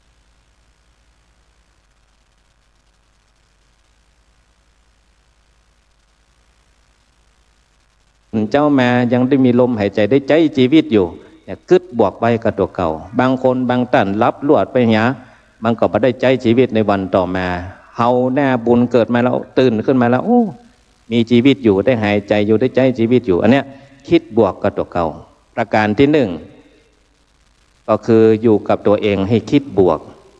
ข้อที่2อยู่กับพรรคพวกให้มีเมตตาอยู่กับสังคมหมู่หลายให้มีเมตตาเอื้อเฟื้อเผื่อแผ่ซึ่งกันและกันอยู่ด้วยกันสมัยแต่ก่อนเป็นว่าอาสะเปิ่งอาศัยพริกบ้านเหนือเกลือบ้านใต้ช่วยกันอาสะอาศัยสมัยแต่ก่อนเนี่ยโอ้หัวมันจะหามีเตียวลัดพดบ้านนั้นบดบนหัวบ้านนั้นซดเข้าบ้านนั้นอย่างสมัยแต่ก่อนตู้เจ้าไปตกปิ่นโตเปลี่ยนขยมเป็นพระน้อยเตียวลัดตำบ้านบ่ได้ออกถนนหนทางบ่ได้ออกกลางกองเตียวลัดไปตกปิ่นโตไปบ่เดียวที่ต้องมีรั้วรอบขอบชิดเพราะว่ามนุษย์คนเฮานี่มันบ่เหมือนเดิมจิตใจก็เปลี่ยนคนต่างบ้างตันจองมาก็ต้องป้องกันรั้วรอบขอบชิดไว้อยู่กับตนเองให้คิดบวกอยู่กับพรรคพวกให้มีเมตตาอยู่ด้วยกันอาสะเปิ่งอาศัยใจสังคหะวัตถุธรรม4ประการอยู่ด้วยกันเพื่อเปิ่นฮักแปลงกันอยู่ด้วยกันทำงานอยู่กับคนหลายมันต้องมีกระทบกระทั่งกันพ่องแต่เราต้องมีธรรมะทางพุทธศาสนาตะกี้พิธีกรเป็นว่าธรรมะไม่ล้าสมัยใจได้ตั้งแต่อดีตจนถึงปัจจุบันใจได้ไปเผวในอนาคตธรรมะของพุทธเจ้าบรรล้าสมัยใจได้ตลอดอย่างสังฆะวัตถุธรรม4ประการเนี่ยถ้าอู้เป็นบาลีเดี๋ยวศรัทธาก็บ่เข้าใจแปลเป็นไทยได้ว่าอบอ้อมอารีวจีไพเราะสงเคราะห์ทุกคนวางตนให้เหมาะสมพอดีเสมอต้นเสมอปลายอบอ้อมอารีคือช่วยเหลือแบ่งปันอาศัยช่วยกันไปมาแบ่งกันไปมาพูดจาจับใจช่วยเหลือกันไปนิสัยเป็นกันเองอันนี้เป็นสังฆะวัตถุธรรม4ประการก็คืออยู่ด้วยกันให้มีเมตตาอยู่กับปัญหาให้ลงมือแก้ข้อที่3คนเฮาเกิดมาแล้วต้องมีปัญหาธรรมดาคนที่บ่เคยเจอปัญหาคือคนบ่เนี่ยอย่างสักอย่างถ้าคนที่เจอปัญหาคือคนทำงานอยู่กับปัญหาให้ลงมือแก้อยู่กับพ่อกับแม่กับครูบาอาจารย์ให้มีความกตัญญูมีความกตัญญูหูกุลมีความกตัญญูอยู่กับผู้รู้ให้ถ่อมตน คนเฒ่าเปิ้นสอนลูกสอนหลานไปไหนให้เอาแง่วไปก่อนเน้อลูกเน้อหมายความว่าอย่าใดหมายความว่าไปเพื่อให้เฮียนหูตั้งแน่ตัวถ้าเฮาเป็นน้ำเต็มแก้วไปแล้วเนี่ยน้ำใหม่มันมาเข้ามาแล้วจะได้ความหูใหม่ๆนี่ยากเพราะฉะนั้นอยู่กับผู้รู้ให้ถ่อมตนเขาต้องการความหูจากเปิ้นต้องถ่อมเนื้อถ่อมตัวเข้าไปขอเฮียนความหูจากเปิ้นคนเฒ่าบ้านเฮานี่เป็นภูมิปัญญาท้องถิ่นนักให้เฮอลูกหลานไปสืบไปแตนไปคนเฒ่าเป็นพร้อมที่จะถ่ายทอดวิชาความรู้โดยเฉพาะภูมิปัญญาพื้นบ้านของคนเฒ่าคนแก่ในชุมชนเฮามีนักทางเทศบาลเพิ่นก็สนับสนุนให้คนเฒ่าคนแก่ได้ถ่ายทอดวิชาความรู้ละอ่อนเยาวชนพ่อบ้านแม่บ้านที่หนุ่มกำลำไม้ก็ไปเฮียนไปฮู้เวลาเปิ่นตกแต่งได้อย่างเขาเข้าไปนั่งพอนั่งก้อยไปเฮียนไปฮู้ครูพักลักจำอันนี้ก็จะได้ประโยชน์บัดเดี๋ยวนี้ตกแต่งดาครัวนี่บัดล่ำจ้างกันละอย่างมีอย่างพ่องมีสตวงมีอย่างพ่องเนี่ยครัวสืบชะตามีอย่างพ่องเนี่ยแปลงสวยแปลงอย่างใดอย่างตัดตุงสะปะตุงปีใหม่ตุงไส้หมูตัดอย่างใดต้องไปเฮียนต้องไปฮู้สืบเอาจากคนเฒ่าคนแก่อย่างนั้นมันจะหายไปคนเฒ่าเปิ้นพร้อมถ่ายทอดเธอก็นานสะอาดเปิ้นว่ายิ่งเก็บยิ่งเมียดไว้ยิ่งหายยิ่งกำพระกำพายยิ่งได้อมไว้หายคายไว้อยู่ความฮู้ก็เหมือนกันอมไว้ก็หายตายไปตัวเจ้าของคายไว้อยู่ก็หมายความว่าสืบทอดต่อไปนี่อันนี้อยู่กับผู้รู้ให้ถ่อมตนอยู่กับชุมชนเพื่อสร้างความดีต้องสร้างความดีอยู่กับชุมชนสร้างความดีไว้ให้ชุมชนเพื่อจะได้วัดได้อ้างได้หันจื่อหันเสียงได้หันผลงานอยู่กับชุมชนเพื่อสร้างความดีอยู่กับโลกใบนี้เพื่อปล่อยวางบางเรื่องบางราวมันนักหนาปาป้านไปถอยเอามาเหี่ยก้าวหนึ่งพอปัญหาแล้วก็ว่ากันใหม่บัดจะแบบโตรับหูรับตาโตไปบางกรรมนี่อาจจะอู้เมืองอู้เลิกไปละอ่อนอาจจะไม่เข้าใจ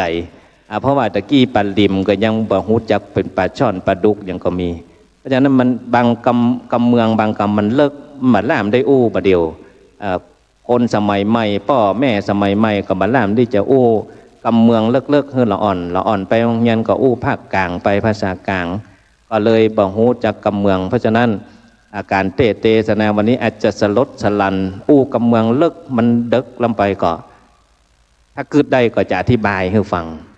จะอธิบายให้ฟังศรัทธาญาติโยมสาธุชนท่านทั้งหลายวันนี้ได้อู้เรื่องอาการอยู่ในโลกใบนี้อยู่ในสังคมในชุมชนนี้ญาติได้มีความสุข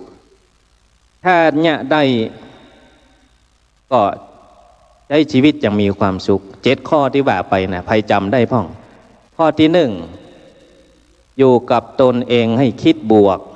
ข้อที่2อยู่กับพรรคพวกให้มีเมตตาข้อที่3อยู่กับปัญหาให้ลงมือแก้ข้อที่4อยู่กับพ่อกับแม่กับครูบาอาจารย์ให้มีความกตัญญูข้อต่อมาอยู่กับผู้รู้ให้ถ่อมตน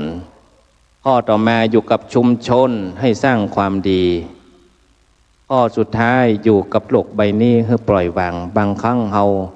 จริงจังก็มันนักลำไปจริงจังลำไปก็บดีพุทธเจ้าเปิ้นสอนให้เดินตางใส่กลางบางกี่วันที่ผ่านมาตุเจ้าเครียดกับการทำบัญชีจนเนี่ยเฮือตัวเก่าไปเครียดเข่งลำไปเพราะฉะนั้นต้องตางใส่กลางยานลำไปก็บดียานลำไปก็ดีดอย่างเปิ้นดีดปินนะดีดสล้อดีดปินนะเข่งลำไปก็ปุ๊ดยานลำไปก็บะม่วน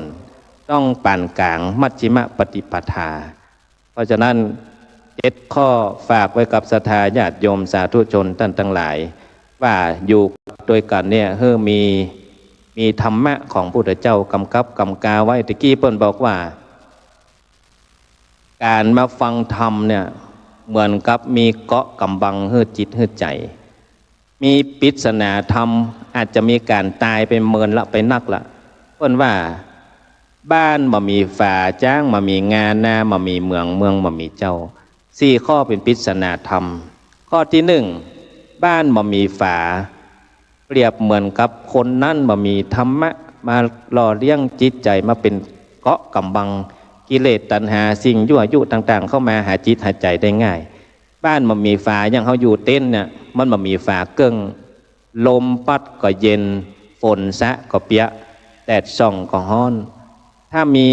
ฝามีอย่างมาเกิ้งเหมือนกับเขามีในจิตในใจเขามีธรรมะเกิ้งกำบังไว้สิ่งบดีบดักก็เข้าหาได้ยากบ้านมีฝาจ้างมามีงาปกติจ้างที่จะมีสังงาราศีจ้างต้องมีงาสองข้างถ้าจ้างมามีงามันก็บ่มีสังงาราศีบางงามเปรียบเหมือนกับคนเฮาที่มีความรู้ตึงตังโลกทำบางคนมีความรู้ตังโลกโจบแผ่วจันปริญญาตรีโทเอกแต่มีธรรมะมาเกาะมาคุ้มจิตใจไว้มาเหมือนกับตัวเจ้าพระเนนเฮาเฮียนตึงตังโลกตังธรรมมีงาสองข้างมีตาสองแก่นเป็นมนุษย์ที่สมบูรณ์เฮียนตึงตังโลกตังธรรมก็เฮียนนักธรรมตรีโทเอกแฮมเบอร์เมินเนี่ยแฮมเบอร์กิวันก็จะสอบละสอบนักธรรมตรี1 2 3 4 ตุลาแล้วแม่นก่อนถ้าแม่นละเพราะฉะนั้นตึงตังโลกตังธรรมต้องมีเหมือนกับจ้างที่มีงาสองข้างบางคนบางท่านมีความรู้อย่างเดียวแต่มีธรรมะเอาความรู้ไปใช้ในทางที่ผิดก็ได้เพราะฉะนั้นต้องมีงาสองข้างจ้างมีงาหน้ามามีเหมืองเปรียบเหมือนกับคนที่มามีน้ำจิตน้ำใจเอื้อเฟื้อเผื่อแผ่หน้ามามีเหมืองมันปลูกอย่างมาขึ้นมันแห้งมันแล้งคนเขาต้องมีน้ำจิตน้ำใจมีสังฆะวัตถุธรรม4ประการก็คือธรรมะของพระพุทธเจ้าเนี่ยเอาไปกล่อมเก่าเอาไปใจให้มันเกิดประโยชน์พโยชนะในชีวิตประจำวันศรัทธาสาธุชนท่านทั้งหลายในค่ำคืนนี้อาตมาภาพได้นำเอาหลักธรรมคำสอนทางพระพุทธศาสนาบอกว่าจะเป็นสังฆะวัตถุธรรม4ประการก็ดีเรื่องทุกข์ก็ดีเพราะว่าทุกข์เนี่ยเกิดขึ้นกับเฮาท่านทั้งหลายเฮาจะอยู่กับมันได้อย่างใด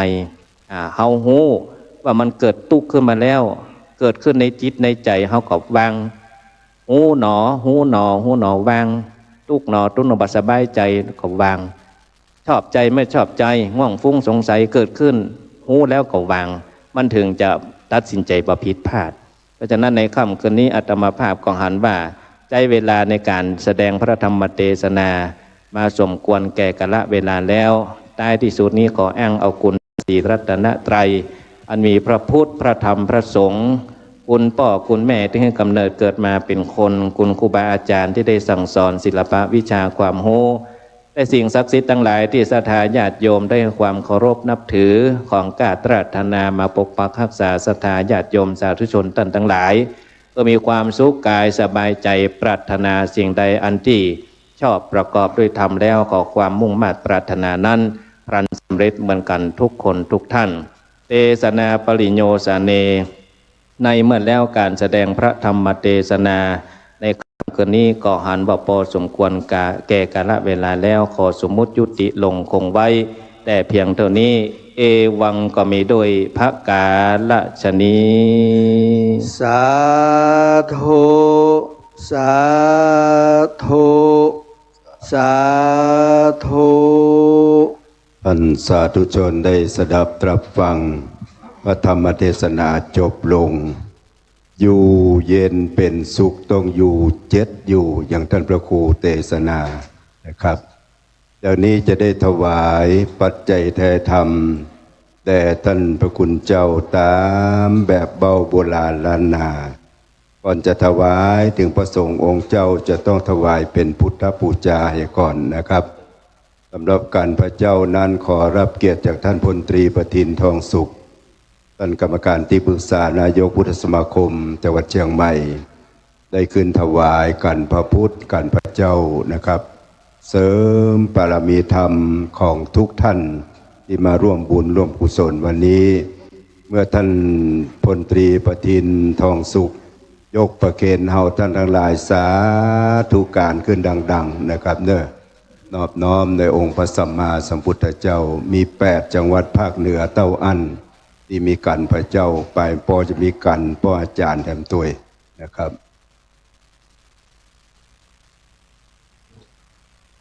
ท่านพลตรีประทินทองสุขมากูครั้งนะครับในงานของรถด่วนขบวนพิเศษนะครับ สาธุสาธุสาธุสำหรับถวายกันเทศแด่ท่านพระครูเจ้าขอเชิญนางสาวเพชรลาภรณ์สิริทรัพย์นะครับ เป็นโยมเป็นรัตนมหาอุบาสิกาอุปถัมภ์วัดศรีมารามมาโดยตลอดเป็นเจ้าภาพกันเทศคืนนี้ขอเรียนเชิญครับขึ้นถวายปัจจัยเทธรรมปูจากันเทศแด่ท่านพระครูเจ้าจันทสรการวัดตุ่งหมื่นน้อยนะครับเชิญนะครับสำหรับมอบปฏิกราปออาจารย์นะครับปออาจารย์ก็มี2ปออาจารย์ก่อนนะครับปออาจารย์ดุสิตชวชาติและปออาจารย์สะอาดทองขันครับเชิญคุณแม่โสภาพันธ์แสนวงพิทักษ์ครับมอบปออาจารย์ดุสิตชวชาตินะครับแม่หลวงไพรัตน์จิวปัญญารัตนมหาบาสิกาของวัดศรีมารามมอบปออาจารย์สะอาดนะครับที่ถูกต้องตามแบบเบาโบราณล้านนานะครับเนี่ยเป็นการปูจาคูณนะครับคุณแห่งพุทธเจ้าอันตั้งอยู่บนสะเก้าบนหัวของพระเจ้าทั้งสองนะครับจากนี้เชิญทุกท่านได้ตั้งอกตั้งใจรับพรอันประเสริฐจากท่านพระครูจันทสรการองค์พระธรรมกถึกเป็นลำดับไปณบัดนี้ยะถาวาริวหาปุราปาริปุเรนติสาคลังเอวะเมวะอิโตตินังเปตานังอุปกปติอิชิตังปฏิตังตุมหังคิปะเมวัสมิจฉตุ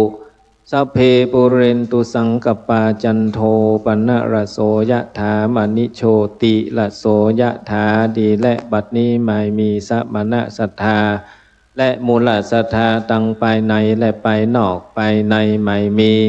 คณะสงฆ์จังหวัดเชียงใหม่พร้อมก็ด้วยพระภิกษุสงฆ์องค์สมณเณรจุดตนจุองค์หนแห่งห้องไปนอกไม่มีคณะศรัทธาอุบาสกอุบาสิกาในโครงการรถด่วนขบวนพิเศษของจังหวัดเชียงใหม่ทุกคนทุกท่าน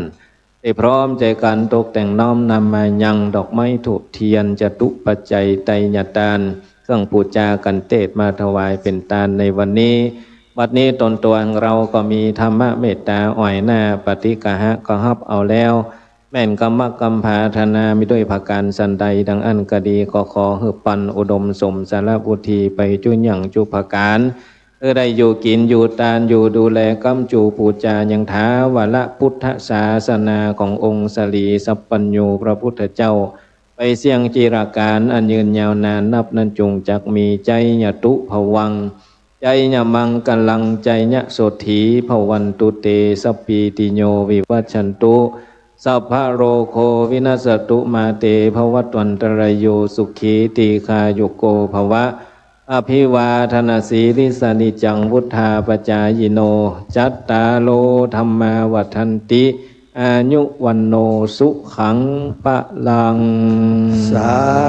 ธุสาธุสา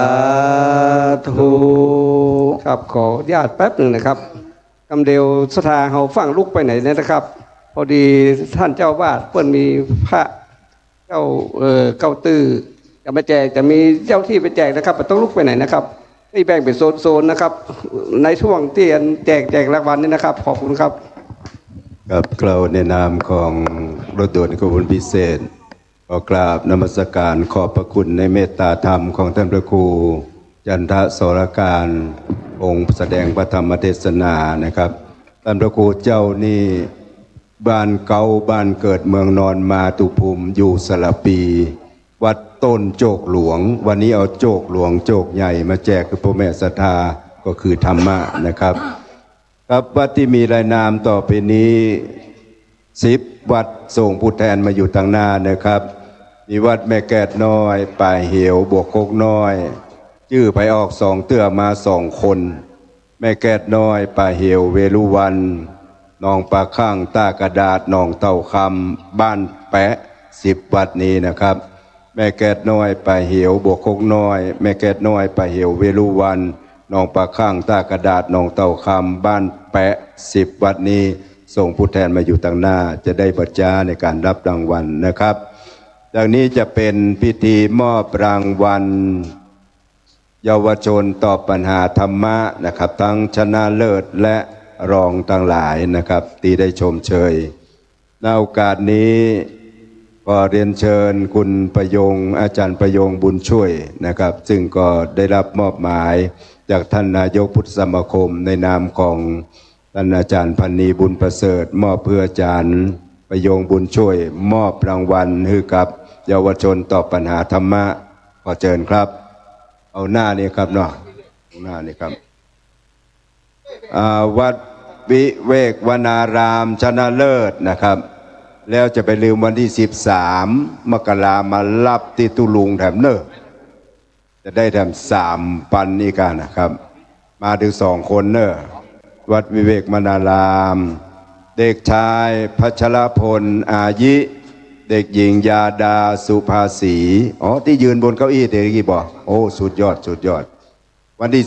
13 มกราเนอปอยหลวงมาฟ้อนขวตาลตัวมารับรางวัลที่ท่านพระครูตัวนะครับรางวัลชนะเลิศรับก่อนนะครับจากคุณประโยงบุญช่วยนะครับต่อไปวัดศรีมารามเข้ามาเลยนะครับนายนเรศเทียนทองนายวัชรเวทละแกนะครับวัชรเวทละเกนะครับศรีมารามขอเชิญนะครับก้อยตัวกันเข้าไปนะครับเพื่อชนะเลิศ5 เพียก่อนแล้วก็ศรีมารามติดตามด้วยหนองเต่าคำเกียมตัวไว้นะครับเด็กชายปัณณทัศน์หินมีและเด็กชายวัชรกรลุงจริงนะครับติดตามด้วยวัดป่าเหวสันกำแพงเด็กหญิงประสิตาคำลือเด็กหญิงเรรินทองดีนะครับแล้วก็ติดตามด้วยชุมชนหนองเซ้งเด็กชายประกรณ์ทองทัศน์นางสาววีรินทิพย์ศรีสุวรรณสุดท้ายวัดแสนหลวงสระปีเด็กหญิงพิรัญญาโปธาเด็กนางสาวสุพิศลาโปธาครับทั้ง6 วัดได้รับรางวัลเหมือนกันหมดนะครับสำหรับวัดวิเวกวนารามจะไปลืมวันที่13 มกราเนอมาปอยหลวงมาหาตุลุงเนอมาหาท่านพระครูจะได้รับรางวัลพิเศษนะครับ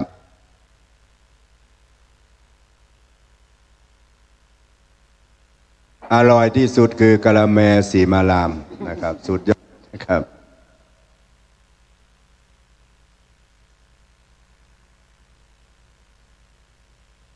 ขอบคุณคุณประยงบุญช่วยขอบคุณตังอาจารย์พันนีบุญประเสริฐนะครับจากนี้จะเป็นรางวัลมาหลายที่สุดนะครับมาหลายที่สุดนี่ที่1ที่1 2 3เลยครับรางวัลมาหลายที่สุดขอเชิญท่านสสการณิกจันทดาครับได้เป็นผู้มอบรางวัลนี้นะครับวันนี้ท่านสสมา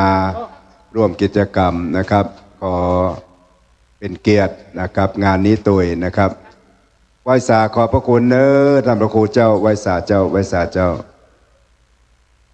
มาหลายที่สุดวันนี้ได้แก่รางวัลชนะเลิศได้แก่แม่แก้ดน้อยตำบลป่าไผ่สันกำแพงสันทรายสุมาเตอร์ครับแม่แก้ดน้อยสันทรายไปเจ้าสันกำแพงที่2ได้แก่วัดป่าเหวสันกำแพง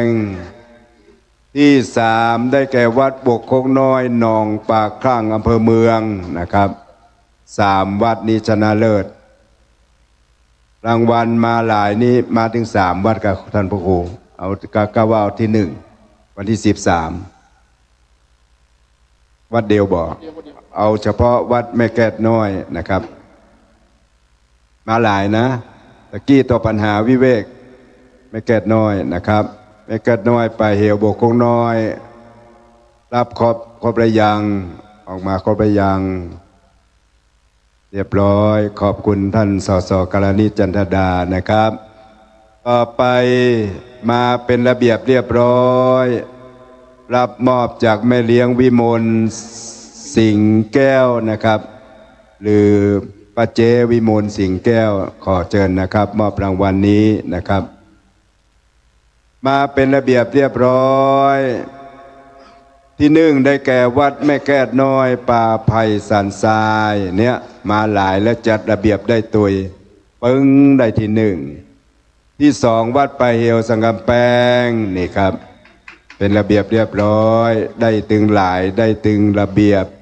และที่สามเป็นวัดเวลุวันตำบลยางเนิงสระปีเป็นระเบียบมาเป็นที่สามนะครับขอเชิญครับแม่แก้ดน้อยป่าเหี่ยวเวลุวันขอเชิญครับรับจากเจวิมลสิงห์แก้วนะครับเจ้าของกะละแมลำล้ำกะละแมเสวยนะครับแม่แก้ดน้อยป่าเหี่ยวเวลุวันนะครับครับขอบคุณกับแม่เลี้ยงวิมลสิงห์แก้วนะครับมอบรางวัลนี้ต่อไปพัฒนาสมาชิกขอรับเกียรติจากแม่หลวงไพรัตน์จิวปัญญานี่ก็แทนท่านหนึ่งนะครับเป็นโยมอุปถัมภ์นะครับเจ้าของกะละแมหนึ่งเดียวกันนะครับพัฒนาสมาชิกที่หนึ่งรับจากแม่หลวงไพรัตน์จิวปัญญานะครับได้แก่วัดหนองปากข้างอำเภอเมืองที่สองวัดต้ากระดาษตำบลฟ้าห้ามอำเภอเมืองและที่สามวัดหนองเต่าคำสันทรายไม่ใช่เต่าธรรมดาเนี่ยเต่าคำทำซ้ำนะครับเดินนะครับหนองปากข้างต้ากระดาษหนองเต่าคำครับหนองสองหนองแถมหนึ่งต้านะครับรับรางวัลมาพัฒนาสมาชิกนะครับหนองปลาข้างที่หนึ่งที่สองตากระดาษที่สามหนองเต่าคำมาครบหรือยังครับอ้าวตากระดาษก็จะตากระดาษไปแล้วหนองเต่าคำหนองปลาข้างครบแล้วบ่ขอบคุณมากนะครับขอบคุณแม่หลวงไพรัตน์จิวปัญญาจากนี้มาไกลที่สุดเอาหนองเต่าคำที่ไหนมาเตื้อครบละมาทางก็มาไก่อย่างเดียวเนาะมาไก่ขอรับเกียรติจากคุณสุพันธ์ปัญญาคำเลขานายกเทศมนตรีตำบลสันกลางนะครับท่านมีหลายตำแหน่งเนอะท่านสุพันธ์ปัญญาคำมอบรางวัลนี้มาไก่ที่สุดไก่แต่ไก่ว่าหลายยศนะครับวัดบ้านแปะตำบลบ้านแปะอำเภอจอมทองปรบมือดังๆเพิ่นจะรับกี่โมงกี่ยามบ่ฮู้นะครับตีสองบนบ่ฮู้นะครับเนี่ยเด็ดเดี่ยวแต่บ้านแปะในสุดยอดฝนจะตกฟ้าจะห้องมาได้อยู่นะครับขอบคุณนะครับคุณสุพันธ์ปัญญาคำเลขานายกเทศมนตรีตำบลสันกลางนะครับเดี๋ยวก่อนคุณสุพันธ์ฟังออกไปไหนเตอร์เนอร์อยู่ในนี้ก่อนนะครับต่อไปยังมีไหน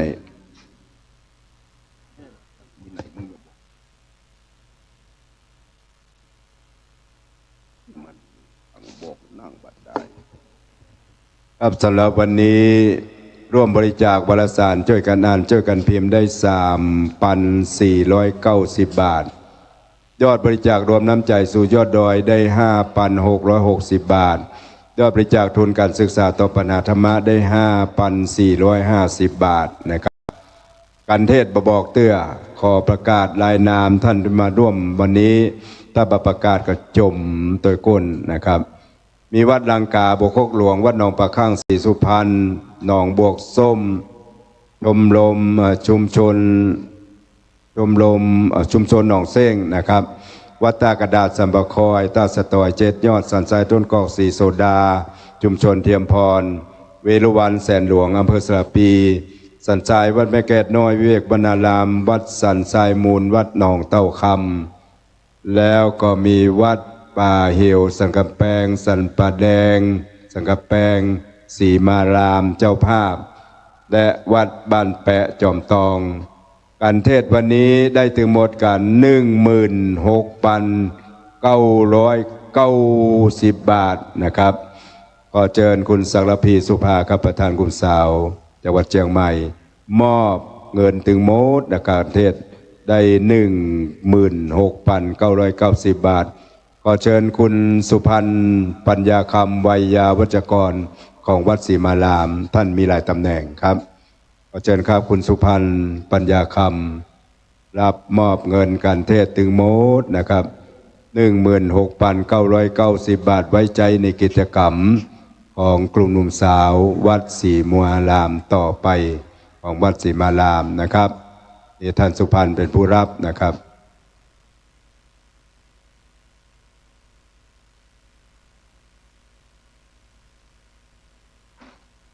แล้วกล่าวขอบคุณเป็นไผ่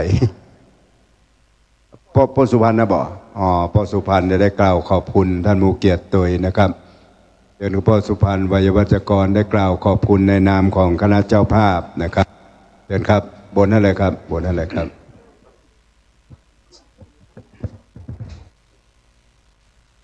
ขอนอบน้อมปุจจาคุณบุญญาปรมีธรรมท่านพระครูวิทิตธรรมกรเจ้าวาดวัดศรีมารามเจ้าคณะตำบลสันกลางพระเทรานุเถระทุกรูปด้วยความเคารพอย่างสูงเรียนท่านป.อาวุโสอำเภอสันกำแพงท่านสสท่านป.กำนันท่านนักศิลป์นักบุญรวมทั้งคณะของกลุ่มหนุ่มสาวจังหวัดเชียงใหม่ทุกท่านด้วยความเคารพอย่างสูงครับผมในนามของวัยวัจกรวัดศรีมารามรู้สึกเป็นเกียรติอย่างยิ่งนะครับที่ท่านได้ให้เกียรติมาร่วมในการฟังเทศน์ฟังธรรมรถด่วนขบวนพิเศษของกลุ่มชาวจังหวัดเชียงใหม่ซึ่งวันนี้วัดศรีมารามได้เป็นเจ้าภาพในการจัดฟังเทศน์รถด่วนขบวนพิเศษนะครับฉะนั้นในโอกาสนี้ก็คงจะขอบพระคุณทุกภาคทุกฝ่ายที่ให้เกียรติมาเยี่ยมเยือนวัดศรีมารามหวังว่าในโอกาสหน้าวัดศรีมารามก็คงจะได้รับเกียรติ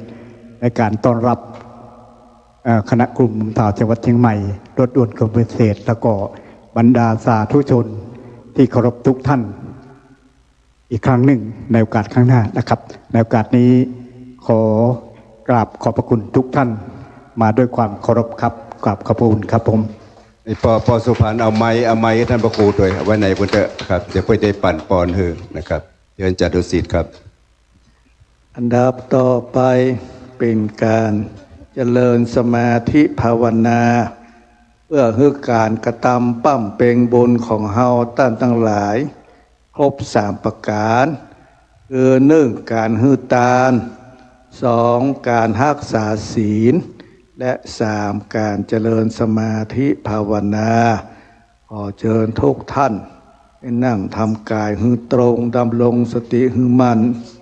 มือขวาทับมือซ้ายวางไว้บนตักกำหนดลมหายใจเข้าออกให้สม่ำเสมอ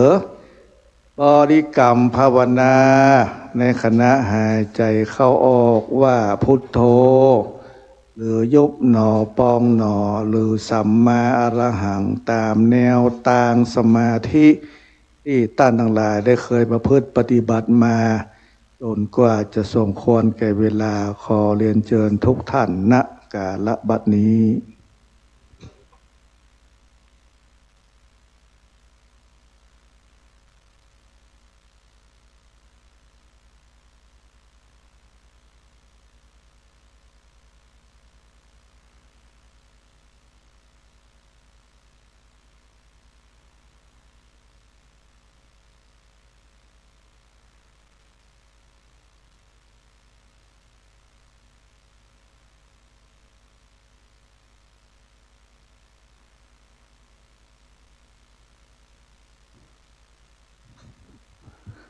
สมควรแก่เวลา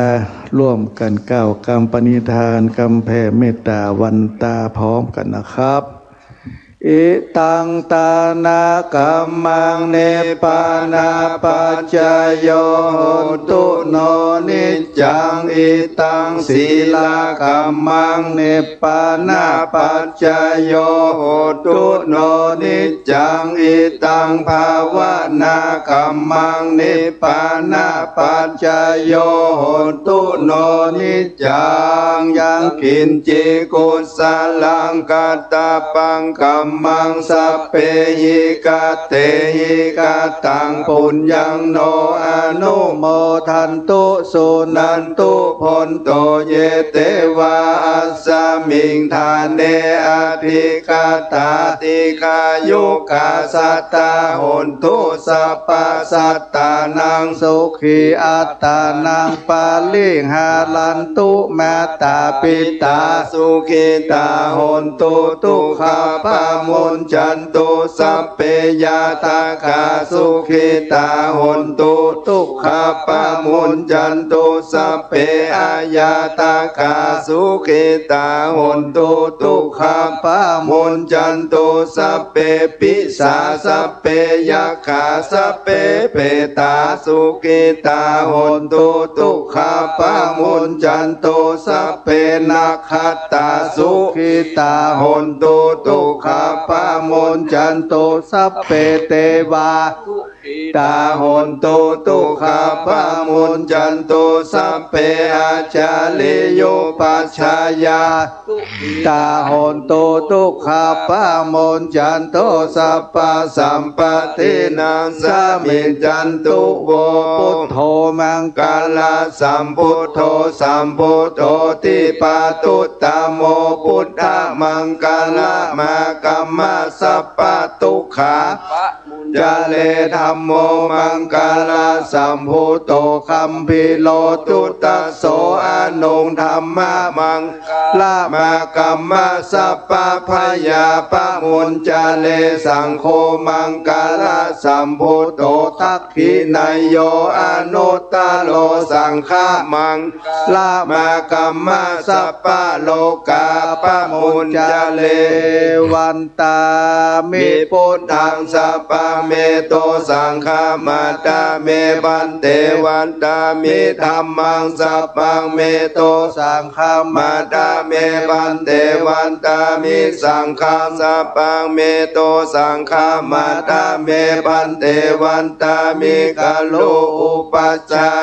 จาริเยสัพพเมโตสังฆามาตาเมปันเตวันตามิกัมมัฏฐานังสัพพเมโตสังฆามาทะเมพันเตวันตามิอาลาเมพัตตาสีมายังสัพพเมโตสังฆามาตาเมพันเตวันตามิเจติยังสัพพังสัพพันธาเนสุปฏิทิตาสาลิลาธาตุมหาโพธิพุทธาโลปังสักกาลังสัตตานาคาโลเกเทวาโลเกพระมโลเกจัมปูติเปลังกาติเปสาลิลาธาตุโยเกสาธาตุโยอะละหันตาธาตุโยเจติยังกันนากุติงจตุลาสิติสาหัสเสธรรมขันเตสเปตังปาตาเจติยังอาหังวันตามิสัพพโสวันตามิพันเตสัพพังอปาลาทังกัมมาทะเมพันเตมยากะตังปุญญังสามินาโนโมทิดัปปังสามินากะตังปุญญังไมหังตาตปังสาธุสาธุอนุโมตามิจัตตารโอตัมมาวัตันติอายุวันโนสุขังปาลาสาธุสาธุสาธุ เชิญทุกท่านได้โปรดยืนขึ้นครับชาติเป็นเอกเชกดวงใจไทยทั้งชาติพุทธศาสตร์เป็นหลักแห่งศักดิ์ศรีพระมหากษัตริย์ชัดชีวิตสิทธิเสรี สามสิ่งนี้สุดประเสริฐเราเทิดทุน ทั้งหมดตรงถวายคำนับ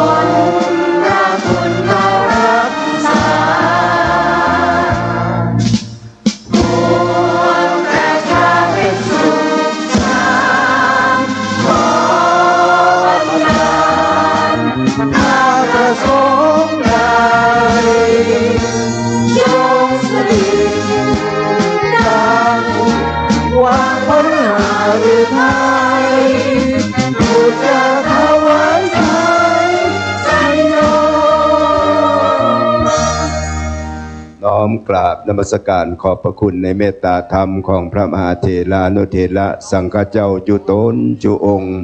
ตลอดถึงสามเณรเจ้าเรากอของพระพุทธศาสนา ขอบคุณท่านประธานในพิธีท่านป.วุโสขอบคุณท่านนายกพุทธสมาคม